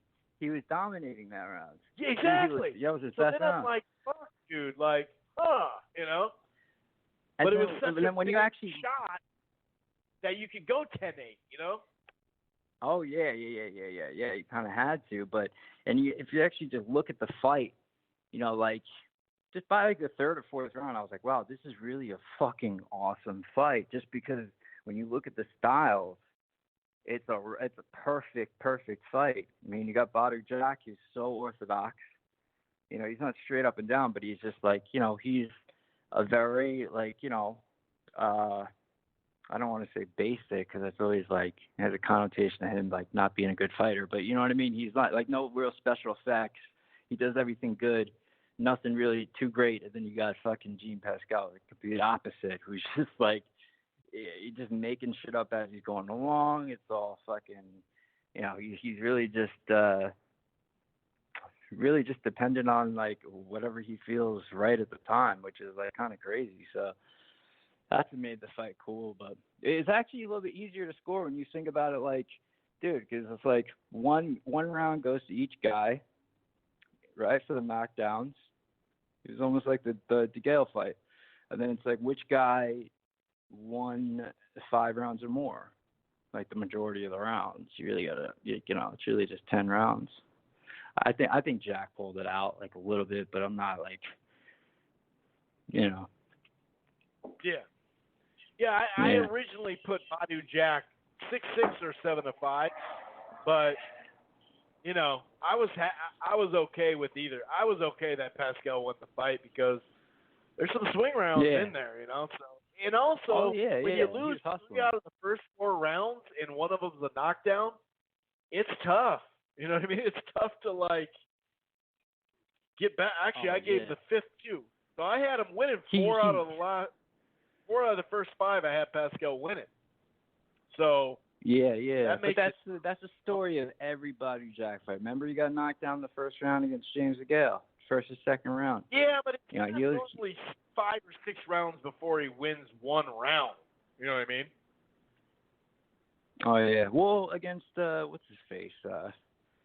Don Stevenson. Remember, it took him a long time to come around for that one. But he lost that fight. Yeah, for sure. I just always hated on him because, like, I had good reason to hate on him, and it wasn't just because of, I mean, it was just like because if he was a top-ranked fighter, he would have never gotten another chance after getting knocked out the way that he got knocked out. You know what I mean? Because it was on Showtime, and it's Floyd, and they got to blow Floyd every fucking chance they can get, try to get money from Floyd, so they fucking do whatever he wants and keep putting this guy out. And that's the reason why I was hating on him. But all that's out the fucking window, man. When these guys put on a good fight like that, it's like Golovkin, man. All the hate goes out the window once they fucking do something like that. It's like, shit, man. Once you just see something, it's dope. So, yeah. Well said.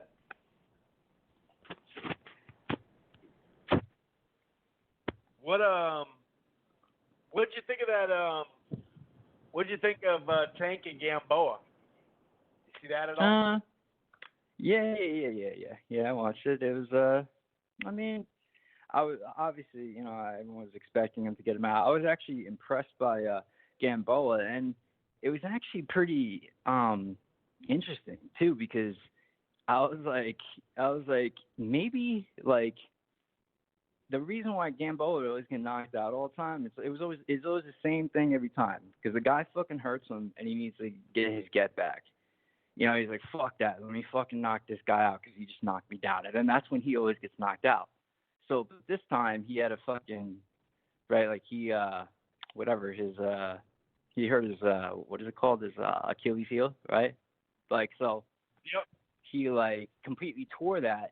So he wasn't as mobile. And you could see it throughout the fight. So he couldn't do that. And because of that, he actually did a little bit better, and he was able to survive. And I was like, shit, man, if he would have just been like that his whole career, just like more conservative, but when he was like younger with the reflexes, shit, that's all he had to do. But, you know, like, I think that's the reason why he obviously lasted that long, because he wasn't able to, like, because, you know, as soon as fucking Tank wouldn't have hurt him in the early rounds, fucking, he would have done the same thing that he always does. The whole fucking machismo shit where he's like, fuck that. You knocked me down. I gotta. That's a good point. That is very legit. Yeah. And it was almost like, because it looked like he was about to get out of the fight because of the injury and the side, remember? Like at the corner, he's standing on it. He's like, I don't know, dude.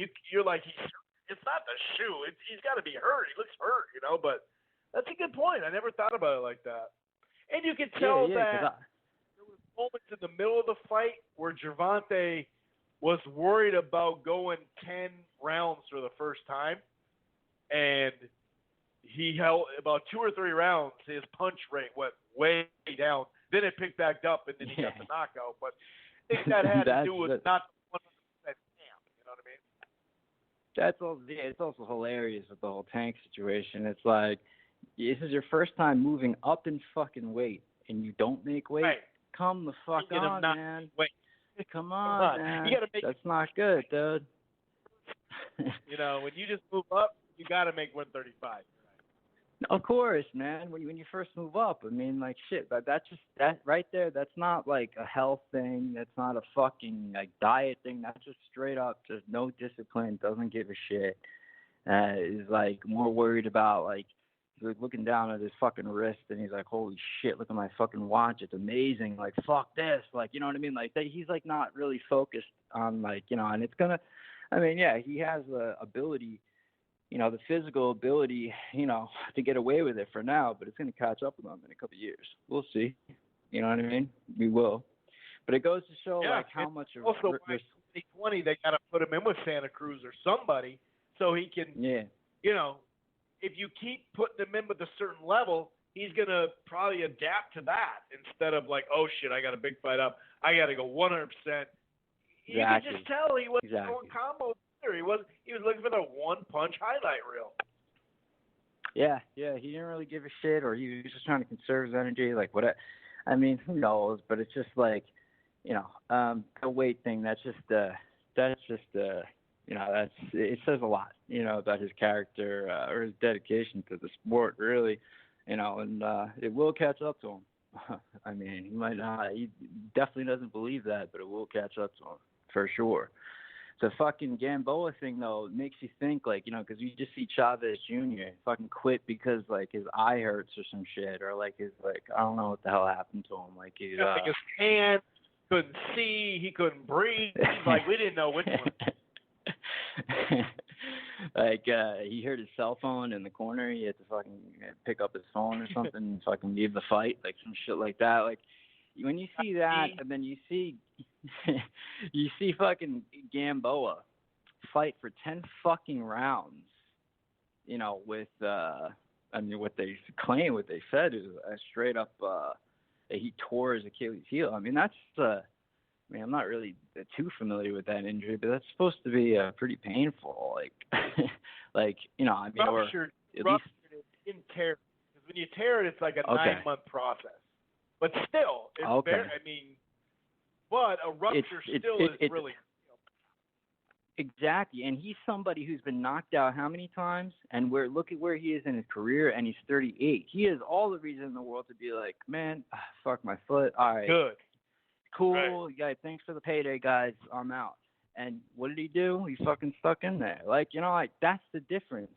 That's the fucking difference. That's a fighter. That's the reason why I always respect Gamboa. And fuck, man, like, I always say that, you know, the guys that you respect, they deserve 2 dives. Yeah, he deserves a full 2 or maybe 3 dives if he wants to in the future. If they're gonna even give him any more paydays, but they should give him more paydays, man. Like, why not? I mean. It's a good fighter right there, man. You can tell he was in shape too. You know, you can tell he was in shape. You know, I think that's why they. I think that's why they picked him, because they saw this summer on Tank's undercard. Oh wait, Gamboa's in shape. Let's fight him right the fuck now. You know what I mean? And yeah, that helped but too. they set that up, too. man. Fucking Rocky Martinez. That was like I was put out on a fucking platter for him. Like, here, fucking. Hit the fucking 100%. pinata, knock it out. Yeah, like it's it was. it's like literally there you go. I love Martinez. You're right. At this point, he is pinata. yeah, for sure. But it's got to piss you off though that you know that Tank, you know, all this stuff, and you know what they're doing. Well, we know what they're doing. You know, the fans that. You know, are getting their hopes up. They're thinking that he's going to actually fight Lomachenko. He's not going to fight Lomachenko. Come on, we know this. It's never going to happen. And it goes back to what I was saying about Tyson Fury and Deontay Wilder, and that's been like very prevalent this past year. More and more and more, these guys, they see where the money is, and the money is in not fighting the guy that everyone wants you to fight. That's where the money is in right now, because they're not Mayweather Pacquiao, so they could keep making millions fighting other people. And why make the same? Why only make 2 or 3 million more, or 1 or 2 million more to fight the guy that you might be able to lose against, like Spence and Crawford? They can fucking fight each other. They don't fucking want to, though. They're scared of each other. Same thing goes to Tank and fucking Lomachenko. In a year or two, it'll be worth the money then, you know, that type of thing. Like, hopefully it'll build by then. We'll see. Yeah, bullshit. Yeah, never gonna happen. It's like, hey man, you want to call yourself the best? If you want to be undisputed, you're sort of like, you know, I mean, I don't understand how you're talking about being undisputed, but you're talking about postponing that fight. It shouldn't be about the money at that point. You should fucking do what Usyk did, you know, beat everybody, then go make your money. But you know. Right, but that was an attorney when he wasn't making money, and that was like his highest payday. So it kind of blends out. You know what I mean? Yeah. I'm sure that he would have maybe he would have done the same thing, or sure he would have done the same thing, but Well, it's damn just sure wouldn't have had all those fights back to back to back because they like you said, they need time to build them. They got to make it so it's worth it and go, hey, dude, this is a huge win. That's they got him Fighter of the Year, but we know he was the Fighter of the Year, but but not many people do. So yeah, you're right. I mean, that's where we're at. And it's about like, can these guys find enough quality opponents? Like I think they definitely fight Ryan Garcia whenever he wants. Of course. But Oscar's not going to Oscar's not going to give away that he's not going to give away that cash cow. That's his next his next hype job. And that's a good one he's got right there. Why the hell would he ever give that up? I mean, the lightweight division is like one of the best, probably the best division, the most competitive division in boxing, right? I mean, with this whole female thing. Yeah, and none of these guys are gonna fucking fight each other. I mean, that's what sucks. I mean, as good as Teofimo. I was gonna say we have Lomachenko, Teofimo, and that Saudi Arabia is starting to come calling. And really? So it's either going to be Madison Square Garden or Saudi. Oh my God! Holy shit! Well, I mean, hey man, these guys deserve the money, so why not? Especially Teofimo, man. He surprised me with that fucking knockout, man. I thought I was and it just goes to show the class of Top Rank. As good as Al Heyman might be in Fox and all that shit, nothing can replace his Top Rank, the way that they build fighters, they plan this shit out. Now we see why they wanted him to go against fucking Comey, because they knew that when they both opened up against each other, his fucking shot was going to be short and he was going to knock him the fuck out. That's just amazing matchmaking. That's just genius right there. That's the reason why they are who they are, and no one else is really capable of doing that in the game. So have you seen some of the upsets? Get them to the point of that, yes. Once they get to the point of, wow, this dude, that's where they have the problems of turning him into a name now and selling tickets. That's where Top Rank has the problem. But from building a prospect and matching him to either a contender or a championship, they still got it. No doubt about it. It's perfect. Whoever match made that, because they were playing this shit for like a year. So they saw something. They're like, dude, we got to throw him in there with Comey because he's going to knock him the fuck out. And that'll look awesome because that's a seasoned vet fighter. That's a good fighter. That'll look awesome. Yeah, and they gave him Beltran. They gave him some winnable fights, to get there too. So Comey could kind of build up after those two losses. And yeah, you're right. That was the highlight of that. Of course, Crawford getting knocked down threw people off, but overall, going in, that was the hype fight, Yeah.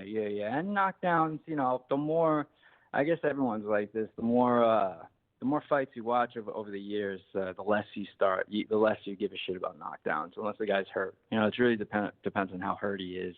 Everyone flash knockdowns. And how he got hit. What was he doing? Was he trying to finish a guy? Yeah, I hear you. Yeah. I hear you. Yeah. So, it would just be nice to see Devin Haney and these guys, but it's never gonna fucking happen. But it is what it is, though, man. It is what it is. What are you gonna do, man? I really would love to see. What's funny is, remember I was talking about Devin Haney, when I first saw him fight, and no one was really talking about him beating Lomachenko, and I feel like a lot of people are kind of on that train right now. Dude. Once he went to the zone, then it brought in a certain fan that was like, oh, Haney's shit now. Oh, now he's the shit. But you were saying he has no power a year ago. You were saying all this bullshit. He's boring. He's this. He's that. But now that he's with the zone, now he can beat everybody. So it's really funny to see how people talk about him.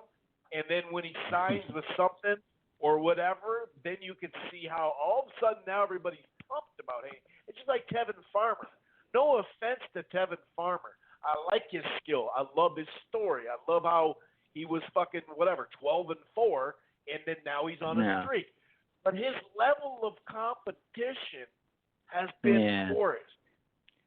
But yet you see these same dudes who terrorized all these other fighters for not fighting top level. But this guy fights 5 times in a year. They're like, oh my God, he's one of my favorite fighters.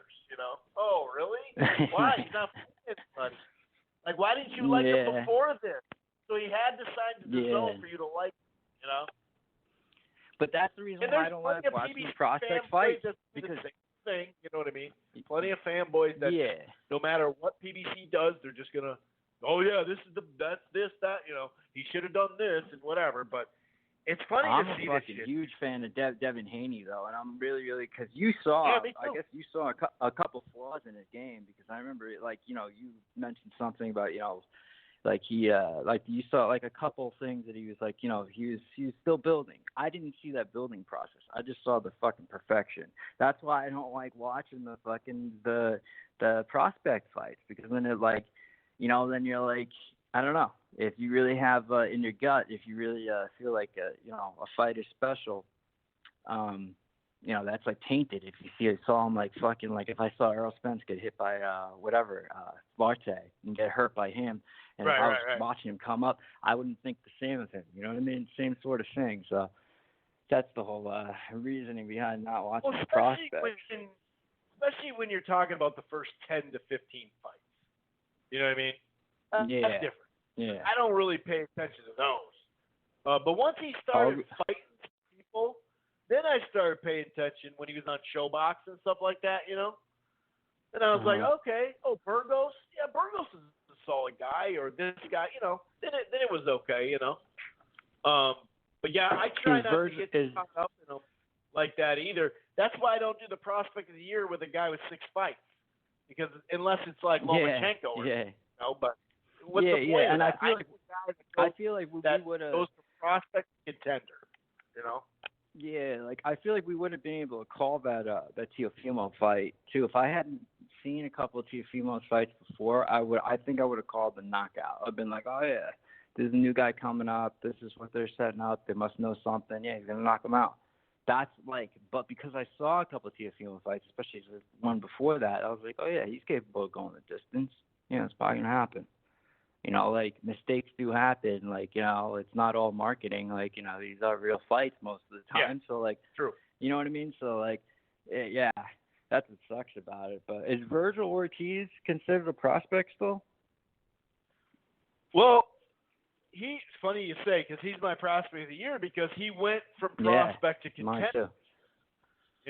So I don't think he is any longer. But now we're in 2020. So at the beginning of the year, if you look at his resume, I still felt like he was a prospect. Now he's fought some guys where you go, okay, he fought Mauricio Herrera. Faded, sure, but knocked still some. First one to stop him. That dude after that, too, what was his name? Orozco wasn't knocked out either. He knocked him out. First one to stop him. Yeah. And you don't see any noticeable flaws. He's got everything. He's got the full package, man. He's real quick. He's real you don't see him getting hit. He's fucking strong. He wants to get people the fuck out of there. It's like, it's pretty awesome, man. Like these next group of prospects. 40 though, for where he's at in the zone. I wish he could be at 140 and not 147. You know what I mean? Yeah, but it seems like, but that just goes to show he's probably real fucking powerful. And that's him and Regis Prograis. I'm really looking forward to that. I have a feeling they're going to do that pretty soon, right? Probably, definitely this year. See it coming this year, especially if the zone gets Prograis on board, fight. which is perfect fucking soon fight. they get Prograis on board. You know what I mean? Especially now that they have Mikey Garcia, they might as well do that. They might as well have Prograis on board as well. But yeah, I'm just saying, not that 140. I'm just saying there's more fights for him at 140. Not to say that Prograis and Mikey right there, if he gets past Jesse and Josh Target. Josh Taylor though right, too, because he's moving up too. He's at 140. Is there a 140 pound? They're all moving up though. Josh Taylor's Bob moving Arum up. tells me that, but we don't know that for a fact. No, he said it. He said it after the fight. If you look at the interview, he did an interview with not IFL TV, but the other big one. A real long interview with his eye. He couldn't open up his eye. He was like, Did yeah, he like, vacate the belt? What'd you say? Did he vacate the belt though? Oh no. He was just saying like he was saying like, yeah, I look forward to like like, moving up to 47. Like he had said, like it wasn't like he said straight up that he was. Yeah. I don't know if the guy asked him. Maybe the interviewer had asked him before, which obviously makes a big difference. But yeah, no, I do distinctly remember him saying he's going to be moving up to 47 for sure. Yeah. Right, but I'm just wondering when. That's all. Whereas he could fight down there right now and fight these guys for belts. That's all I'm saying. I'm looking at him as a career. I'm not looking at hey, it's going to be an advantage for him with Pro Grant Taylor coming up to 47 because he's already there. He feels good at the weight, so that's good. I'm glad that he feels good at the weight. I'm just saying, for him to take off to that next level, he's obviously going to have to fight PBC guys at 147. Oh yeah. Of course, so that's of course. But you're right. These young guys, though, it's exciting, man, because honestly the past few years I've been a little bummed on this fucking Keith Thurman and Danny Garcia. Yeah, these guys are good fighters. But we're also hyped on fucking Spence because everyone else, Spence and Crawford because everyone else, let's face it, it's not special. They're good fighters, great fighters, sure. Put on great fights. But it's different when you see Virgil Ortiz fight. It's different when you see Teofimo Lopez fight. It's different. Devin Haney, it's different. The way they move, their legs, it's different. The way they're in and out, it's totally different, dude. You can tell these prospects, this new batch of dudes from the 2012 team, they're fucking they're like a notch above, that's for sure. As far as athleticism goes, I don't know, about well, they're young, actual hungry right now. Let's see once they accomplish shit in 3 to 5 years if they want to, take on the whole division too. That always happens in boxing too, right? So. Yeah. But as far as dude, right now, skill wise, in boxing, there's a like lot. Just tons. 30 and down, it's ridiculous, dude. It's really good. It is awesome. Yeah, and you can tell these guys, they're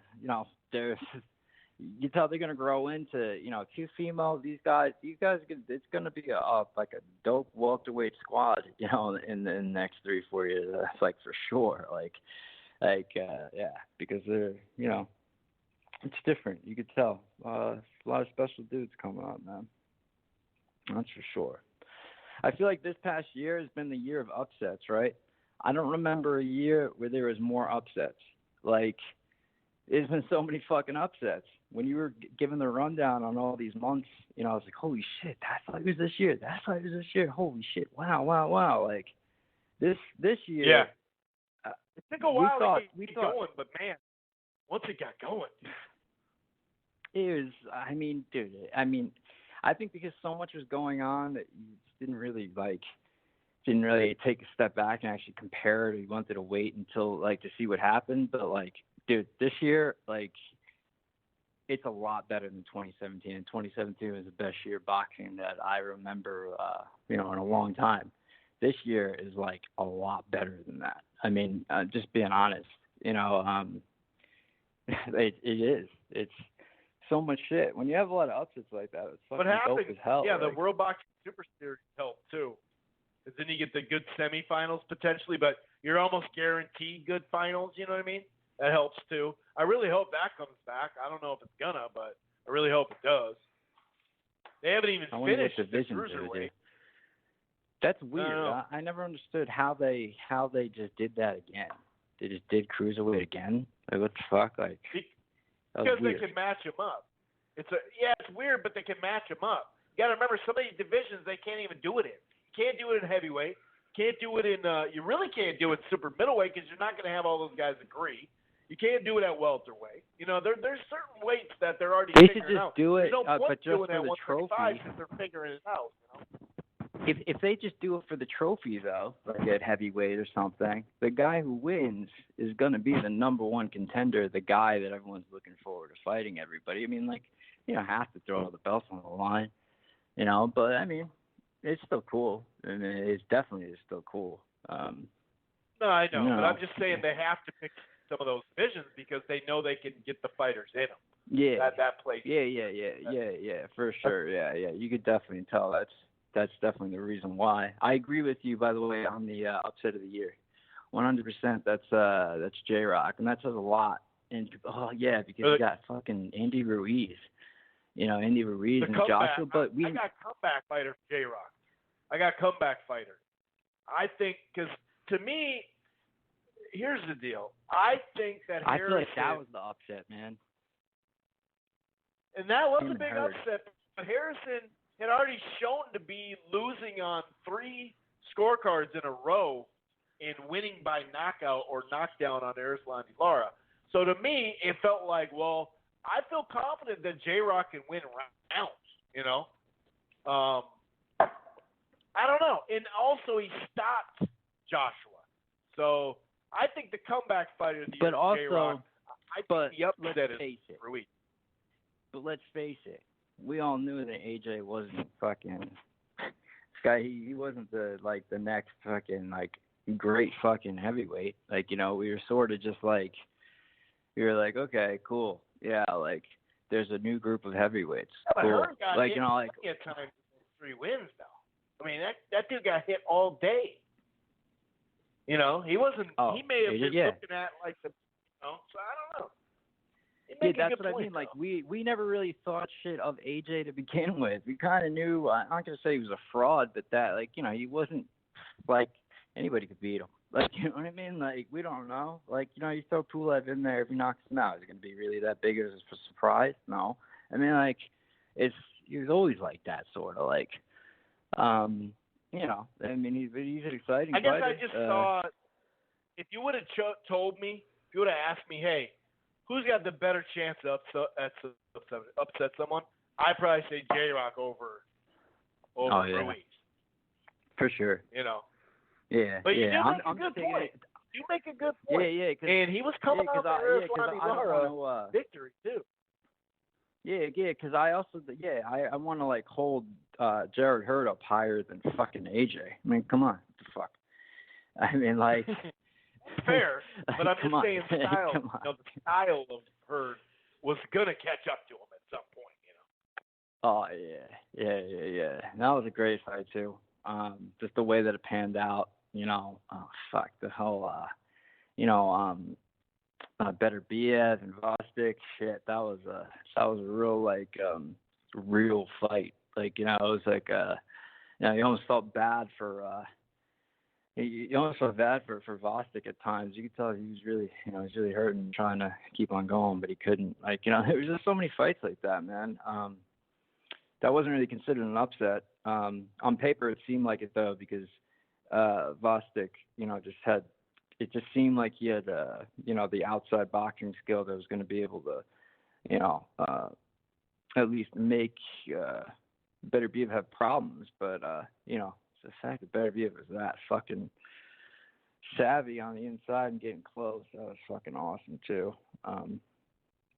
Yeah. So who's your fighter of the year? Upset.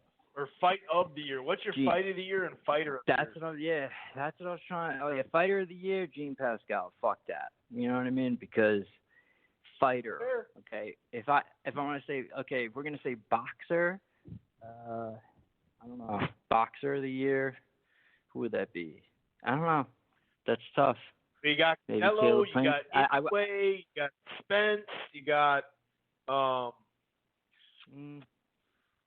feel like Spence, some people are saying Josh Taylor. Oh yeah, maybe Josh Taylor then. Josh Taylor. Yeah, probably would because he looked really, really good against Regis Prograis. He proved a lot of people wrong. He only just looked bad that one round. The best victory. That's usually he gets it. So is Porter, Prograis, Jacobs, Kovalev, who else I just mentioned? Inoue beat Rodriguez and Donaire. So that comes down to who had the best win too. You know what I mean? I think that's important.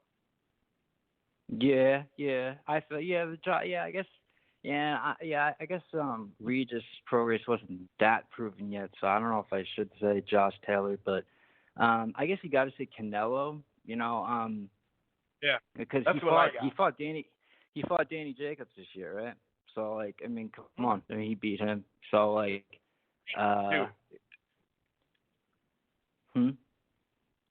super cleanly too, I thought. Yeah, and he did a good job, for the cameras for Kovalev. He made that look real good too. It was real clean what he did right there. That punch, it was pretty much right on the chin. It was a good show that he put on. That was good, but yeah, he's definitely he sees the moment. He knew when to fucking do it. He was like, oh shit, he's stumbling, fucking throw the right hand, oh man, I didn't realize my left hook barely hitting the side of his fucking temple was gonna make him like stumble twice, like for 10 more seconds than fucking Andre Ward did. I mean, come on. But yeah, he's definitely the boxer of the year. And yeah, and fighter of the year, I don't give a shit, Jean Pascal. Fuck yeah. What about fight? Was that it then? The Pascal Badu Jack, was that the best fight of the year for you? No, maybe? No, I can't say that. It has to be shit, man. Fuck. That's tough. Maybe Andrew Ruiz Joshua, maybe hey, what are some candidates again? I'm bad. Refresh my memory. What is?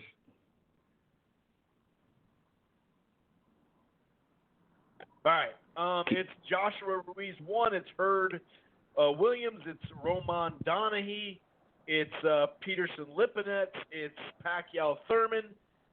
Spence Porter. Ooh, Pacquiao Thurman. Oh, fuck. Spence Porter. Oh, shit. Derevchenko and fucking Golovkin.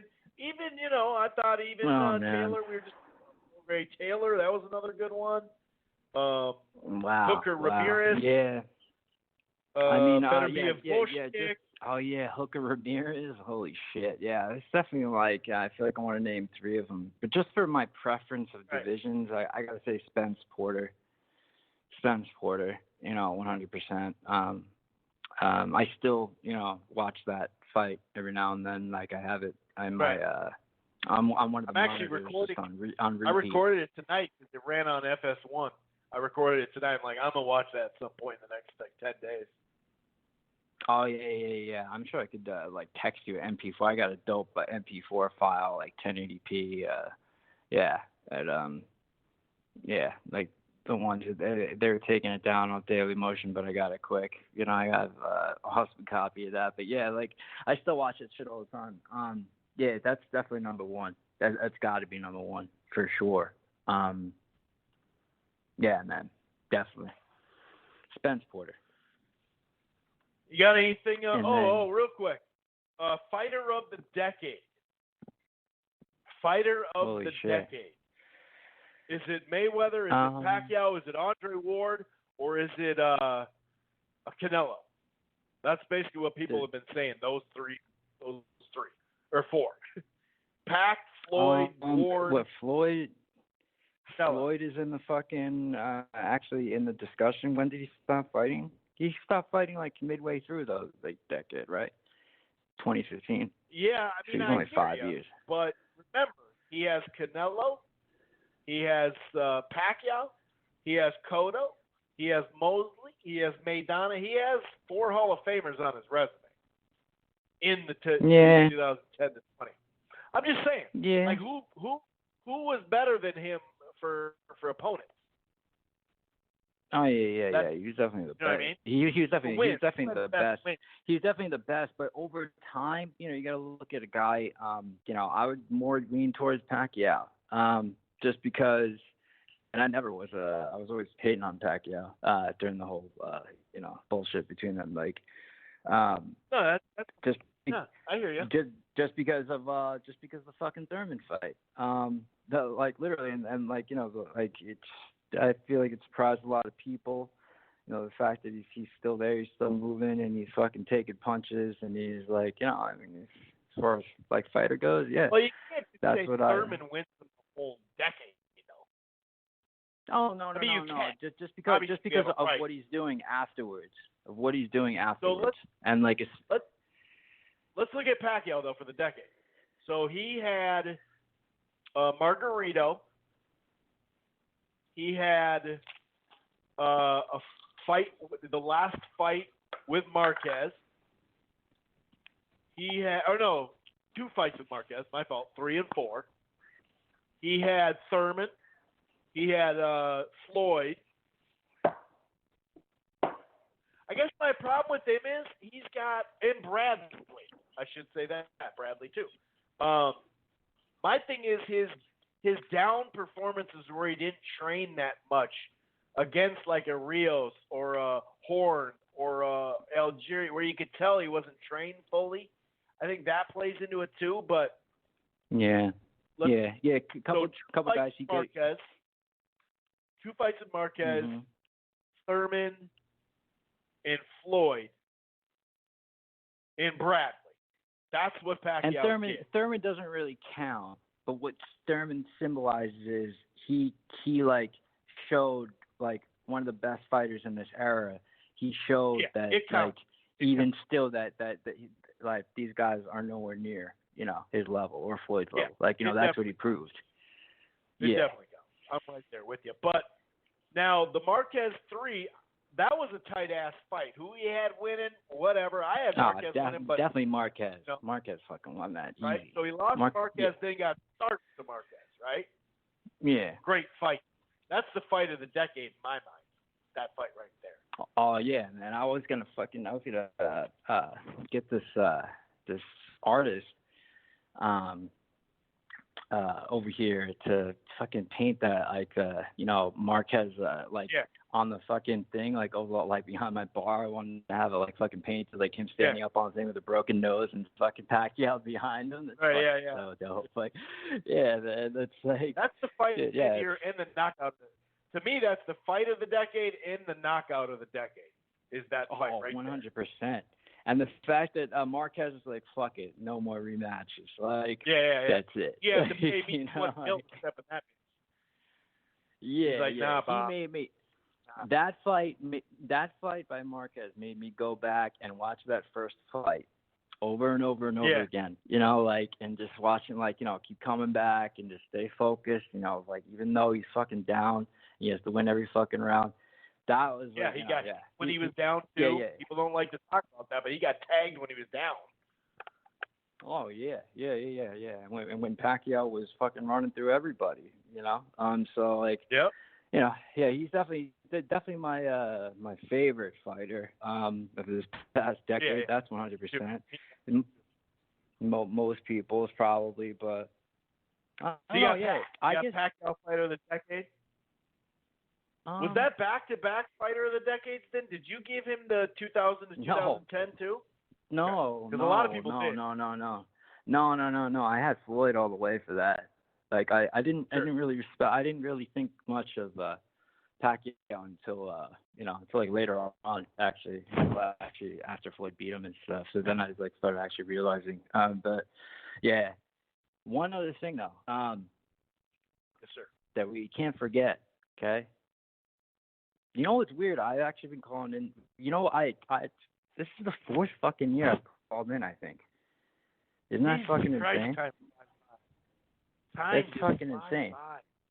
That's nuts. That's fucking. It's crazy. fucking 4 fucking years. Yeah, like, but yeah, like it's a trip. But that's nuts, dude. God, time flies down. When I first started calling in, it was all about, I was like, he was you could see like what was the common thing that was going on. I was calling out frauds and hype jobs. Right. And it started with Golovkin. Okay. And then, this past year I started to realize, it's like, okay, we saw what's going on with Callum Smith.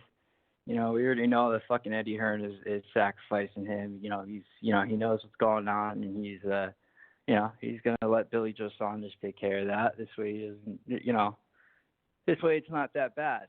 But also, remember what I was saying about Alberto Machado? In the I was like, dude, he was never gonna. I mean, this is a straight up and down nothing fighter. Like they just need another Puerto Rican dude because there's too many Puerto Rican fans. They want someone to follow. I had said that like right off top, like a long time ago. There's a lot of fucking. I don't know.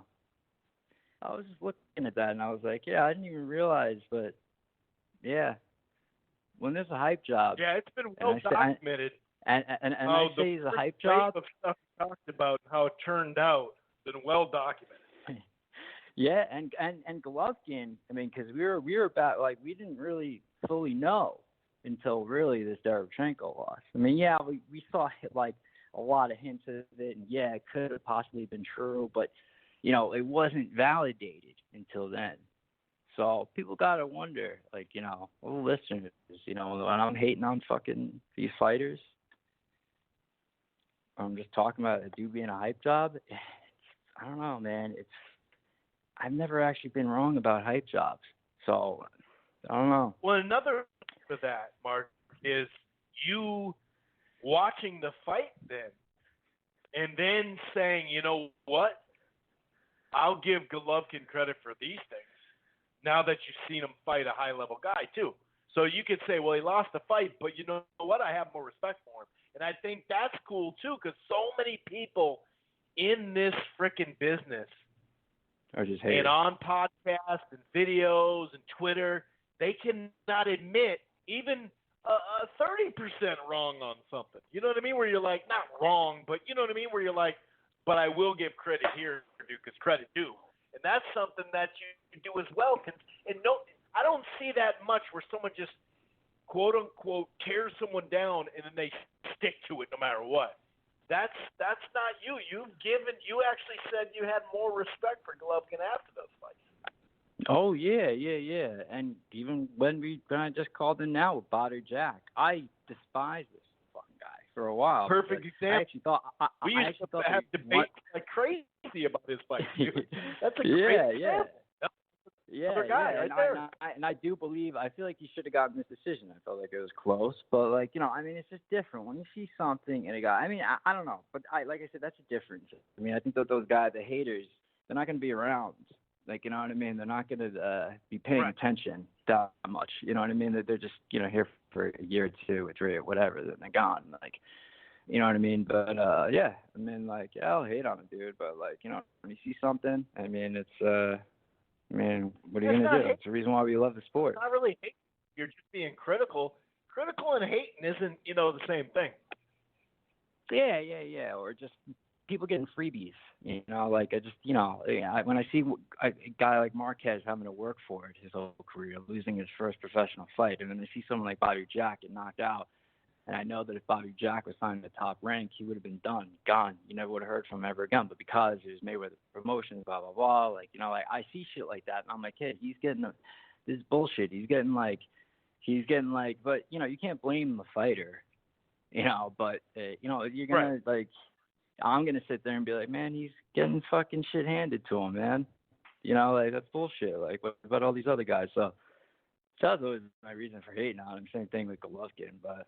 I mean, it is what it is, but yeah, hype jobs are hype jobs, man. There's a bunch of them, but hopefully there's just not too many choreographed fights, coming up this next year. And I don't think that there is gonna be. It's just when you see them, I mean, and this is like same with every sport. You could sit there and say, oh, that shit was fucking fake, and but who knows?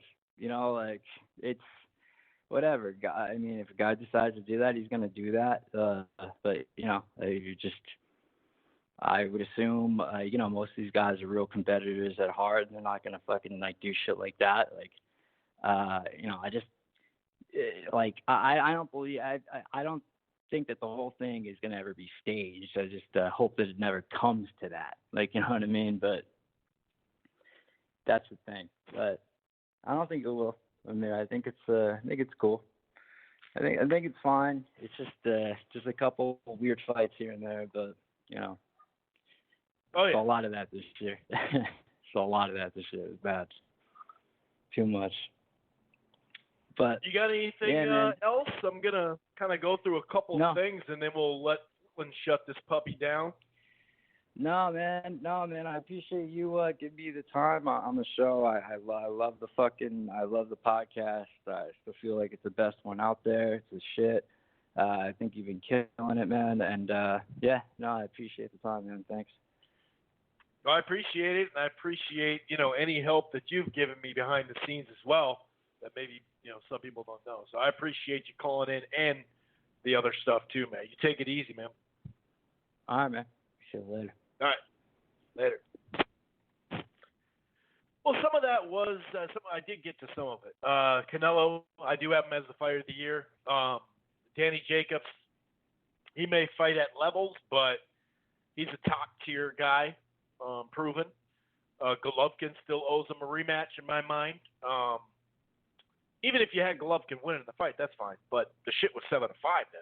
You know what I mean? It was a close ass fighter, 6-6 with that knockdown or whatever. It was a top tier guy, and he handled him. It was like 8-4, 9-3. He handled him in my mind. I didn't see anything near a draw or nothing like that. And then going up, 2 weight classes, not 1, 2 weight classes, and beating the guy that, sure, it's a perfect time to face Kovalev, no doubt about it. The turnover from his last fight, getting hurt in it, some of the punishment he's taken from Ward and from Alvarez and, that type of thing. Sure, we could talk about that, but it's still a pretty damn good accomplishment. You can't really take that away from it. Ruiz or Roy Jones Jr. go against Ruiz. Was he the top heavyweight at the time? Nah. Nope. But it still was a pretty cool thing. You know what I mean? So I got him there. Fight of the year for me is actually Pacquiao Thurman. It was the combination of skill, speed, and fucking clean shots. For me, that's what separated it. I mentioned, big fights, small fights, random fights. Roman Donahue, hell of a fight. Derevyanchenko Cloquet, top 20, top 15. Peterson Lipinets, Hurd Williams, Dorticos Tabiti was a pretty good fight. We know the Ruiz fight, that was big. Pacquiao Thurman. Konoski Areola was just a brawl. James DeMarco. I may have some bias there because it happened here, but the shit was a good fight. I'm not trying to put it in the top 8. I mentioned Zucon and Jesus Rojas. That was a damn good fight. What else? Some fights that are in just a bunch. Spence Porter, of course. Taylor Prograis, Beterbiev, Voshtik, Triple G Derevyanchenko, Inoue Donaire. Those two right there I just named were overachievers. Charlo Harrison, too. Damn good fight. Definitely top 15 fight. Pascal Jack, another top 15-ish fight, right? I mean, these are good-ass fights. So, but yeah, I have Pacquiao Thurman. It was very close. It was really, really hard to separate it this year. But to me, it was a common. And remember, Thurman, and I know they're just CompuBox stats, okay? But Thurman landed the most, was it power shots or punches? I think it's power shots on Pacquiao on CompuBox record, from what I remember. Maybe at welterweight. You know what I mean? He hit him with flush shots, and also Thurman got knocked down in a round he was winning. Probably broke his nose. He could breathe, though. Had surgery on his right hand. And he fucked up his rib from that body shot that looked like he was going to get knocked out. That shit was just constant action, but enough skill and all that, too. And that's where I think Donaire and Inoue's in that ballpark, too. But to me, it was more of a 9-3 fight. Whereas or maybe 8-4, 9-3. I think that was more 7-5 with a knockdown. I had it 7-5 Pacquiao. So that was my fighter of the year, or fight of the year, fighter of the year. Virgil Ortiz, prospect of the year. He went from prospect to contender in this year. Obviously, there are some other, prospects, of course. But that, to me, that kind of stands out for me. Virgil, he really put it over the top. You had Enos, you had Dubois, Akhmedov,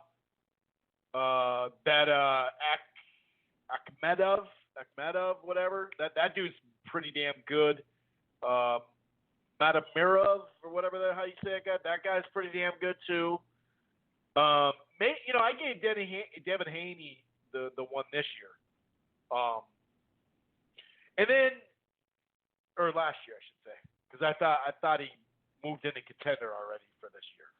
Event of the year, I'd probably say it was either the Joshua Ruiz rematch because of the anticipation. And then as far as just event goes, remember, both these fights were one-sided in the ring. But as far as event goes, anytime you can get, without the names Mayweather, Pacquiao, or Canelo, and I'm talking about the States, UK fans, Joshua's the shit too, okay, when it comes to that. We know that. But with no Mayweather, no Canelo, and no Pacquiao, and you, with Spence and Garcia, you put 47,000 people in there. You overachieved on pay-per-view from what the experts were saying. The fight itself was much like, one-sided like the rematch, like I mentioned with Joshua and Ruiz. But the event anticipation for Joshua Ruiz was based off the first fight, so that may have won event of the year off that. But I think whenever you get a stadium full of people in America and it doesn't have anything to do with Pacquiao or Canelo or fucking Floyd, that's a step in the right direction. And that could be, I think that was probably the event of the year because you had it for the next generation. Anticipation. Pacquiao Thurman was there on the cards 50-50, but anticipation still based off the first fight, it's hard to say Joshua Ruiz you weren't anticipating it. You know what I mean? Or that wasn't the top anticipation fight. Real quick, what did I leave out? Oh, Network of the Year. I forgot about that. Thanks. I got a couple of text messages that I hadn't said that yet. So Network of the Year is DAZN or Fox. Very tight. And this one breaks down in quarters, if you think about it. Because a lot of people are only thinking about the summer of Fox or the fall into the winter close of DAZN. They're only kind of thinking about those 2 months because the shit was popping, right? But to me, I look at all the quarters. So obviously Fox got off to a much better start than DAZN. The only thing about DAZN is they didn't start percolating until April. So we can't – that's almost 4 months. So you got to put that in the equation. You can't be you can't be stuck like we were just talking about the knee-jerk stuff, and you just remember that, the prisoner of the moment, right? It's easy to do, but they didn't really have much until they had Cancio upset. They had some decent fights. I'm not saying that at all. It just didn't pop off like it did once the fall. So clearly they had the lead. Fox did, or they not the lead. They won the first quarter, whereas DAZN not as much. Some, but not as much. Now the second quarter, late April, that's where it started popping off for DAZN. They had that great card with Rungvisai Estrada and Roman and Donaghy. I think Roman and Donaghy was a better fight than Rungvisai and Estrada. That's a damn good fight, right? So I would say. And then Daniel Jacobs and Canelo, although I call it an 8-4 fight or 9-3 fight, on paper it was damn good. On paper, right? And then obviously when you got that Ruiz, Taylor Baranchik on paper was pretty good too. And Inoue Rodriguez was another one on paper. Sure, it was one-sided in May, but still. It was something you look forward to. You figure, okay, is the monster going to get tested on this one? But just having Canelo Jacobs, and then in June, the Joshua Ruiz fight. on paper that didn't look like much, but damn, was it a damn good fight, right? I mean, that was one of the best fights of the year. The shockers, this, that, and the third. And then Dorticos in knocking out Tabiti. That was a competitive fight. Tabiti did good and then got knocked out. So second quarter, DAZN. Here's the thing, though. In the second quarter, you still had a fight like Derevyanchenko and Cloquet for Fox. You had Herb Williams, one of the best fights of the year. You didn't get the Charlo Harrison in June because remember that was canceled. And you also had Rigo Ceja. That was a damn good fight. It was kind of weird to see Rigo fight like that. What was that on? Oh, Trout Goucher. Wasn't that on FS1? Or am I wrong? Was that on Showtime? I can't remember that. But either way, they had some good fights, but clearly DAZN had it. Then you get into the third quarter, July, August, September, and that's why I say the third and fourth quarter were the best, because wait till you start hearing this list. And it's not all high-profile fights. It's mid-level fights that turned out better, too, than maybe we thought, right? So they had Pacquiao-Thurman. Some of the undercard was pretty damn good on that too. But Jamal James and DeMarco was the top 20 scrap. That was a good-ass fight. They also had Konoski-Arreola. Yeah, sure, it doesn't mean a whole lot of the division, but that shit was a brawl. Washington and Helenius. That was a damn good fight.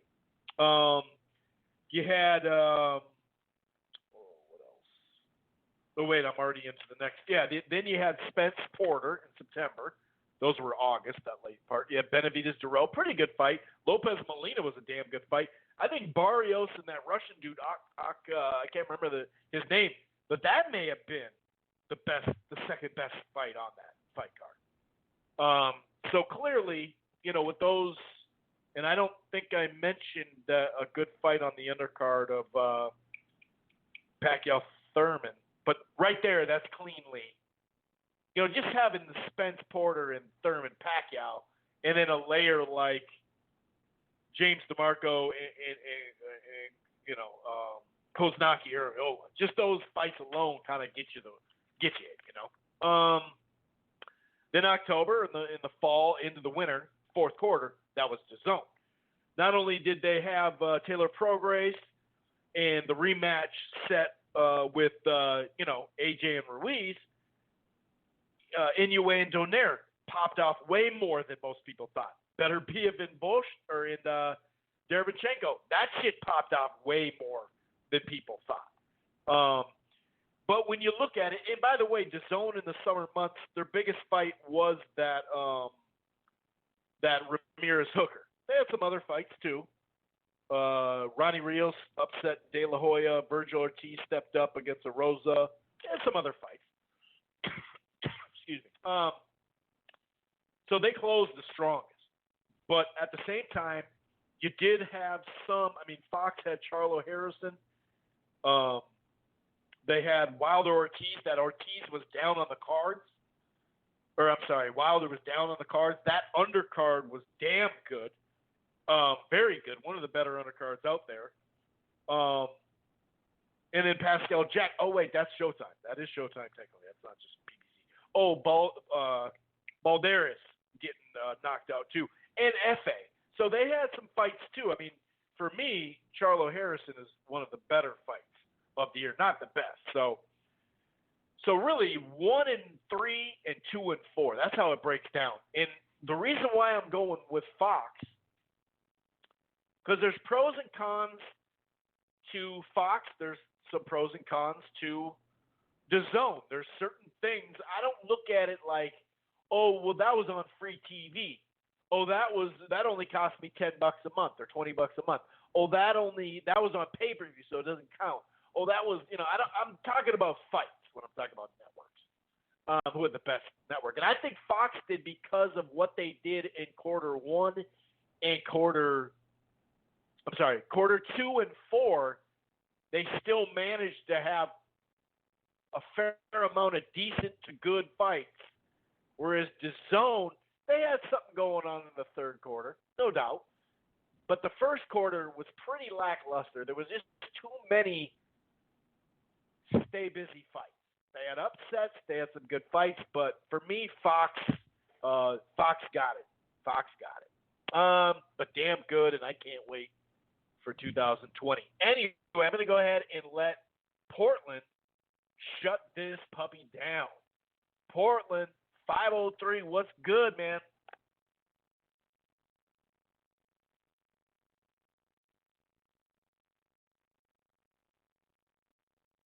You there, Portland? Uh-oh, maybe he texted me already. Hey, yo, what up? Yo, what up, Chris? How you doing, Hey, brother? what's up, dude? Good, man, really good. Hell yeah, brother.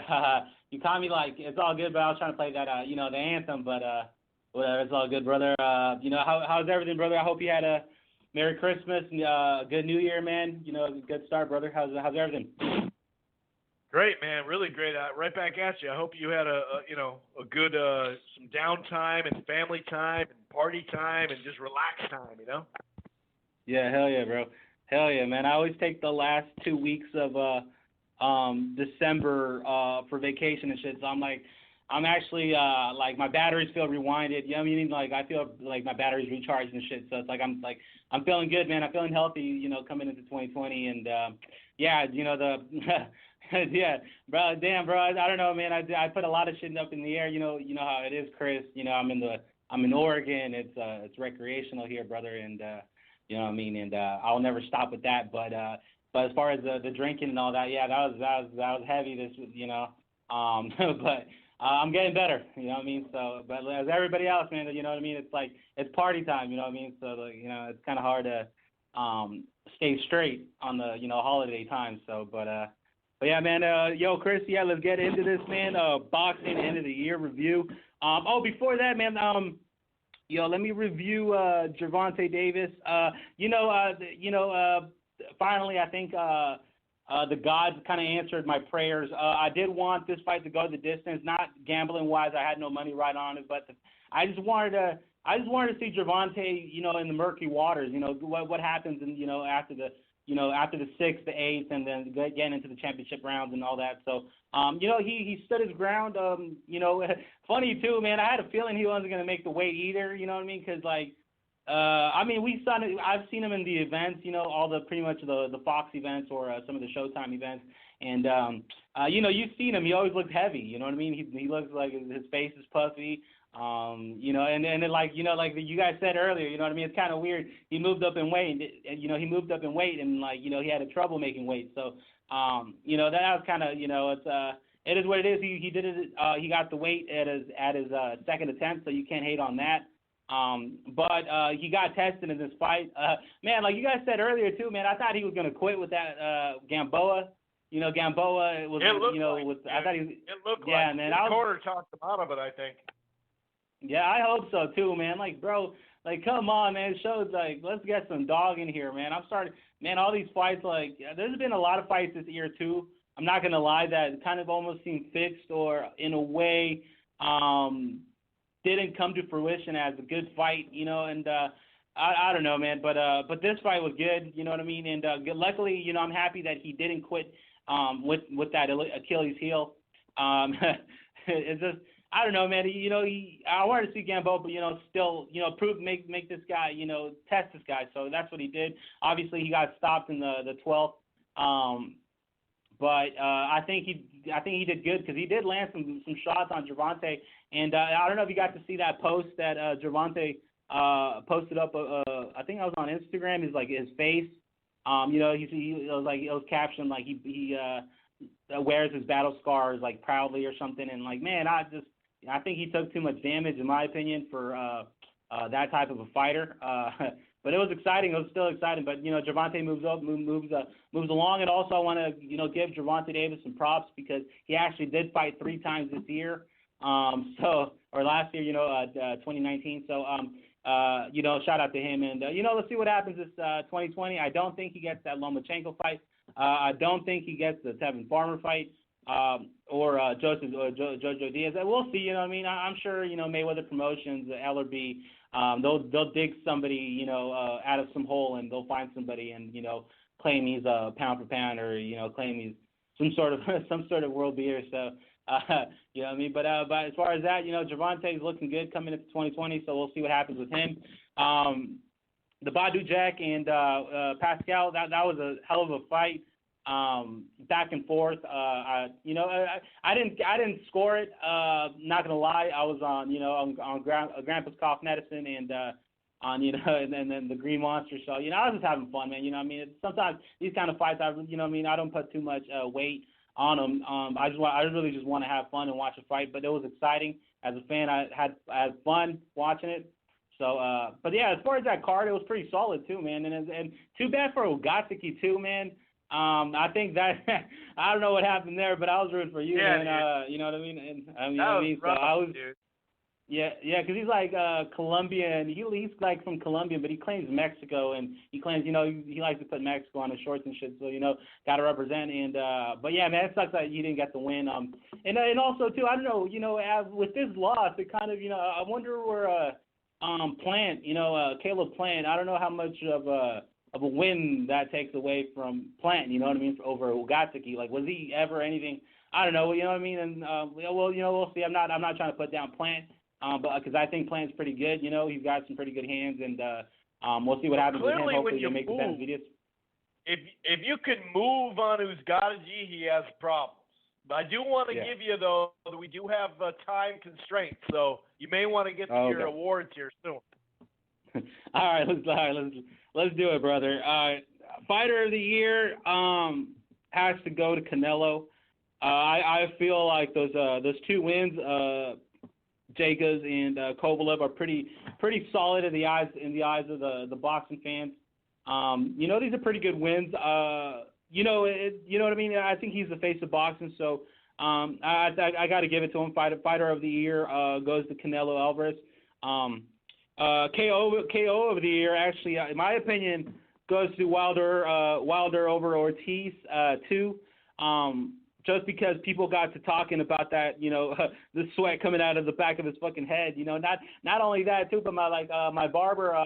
I go to this barber place, and they got it's a kind of like a it's kind of an urban. All right, and promoter of the year goes to Mr. Eddie Hearns, bad motherfucker this year, and got to give it to him.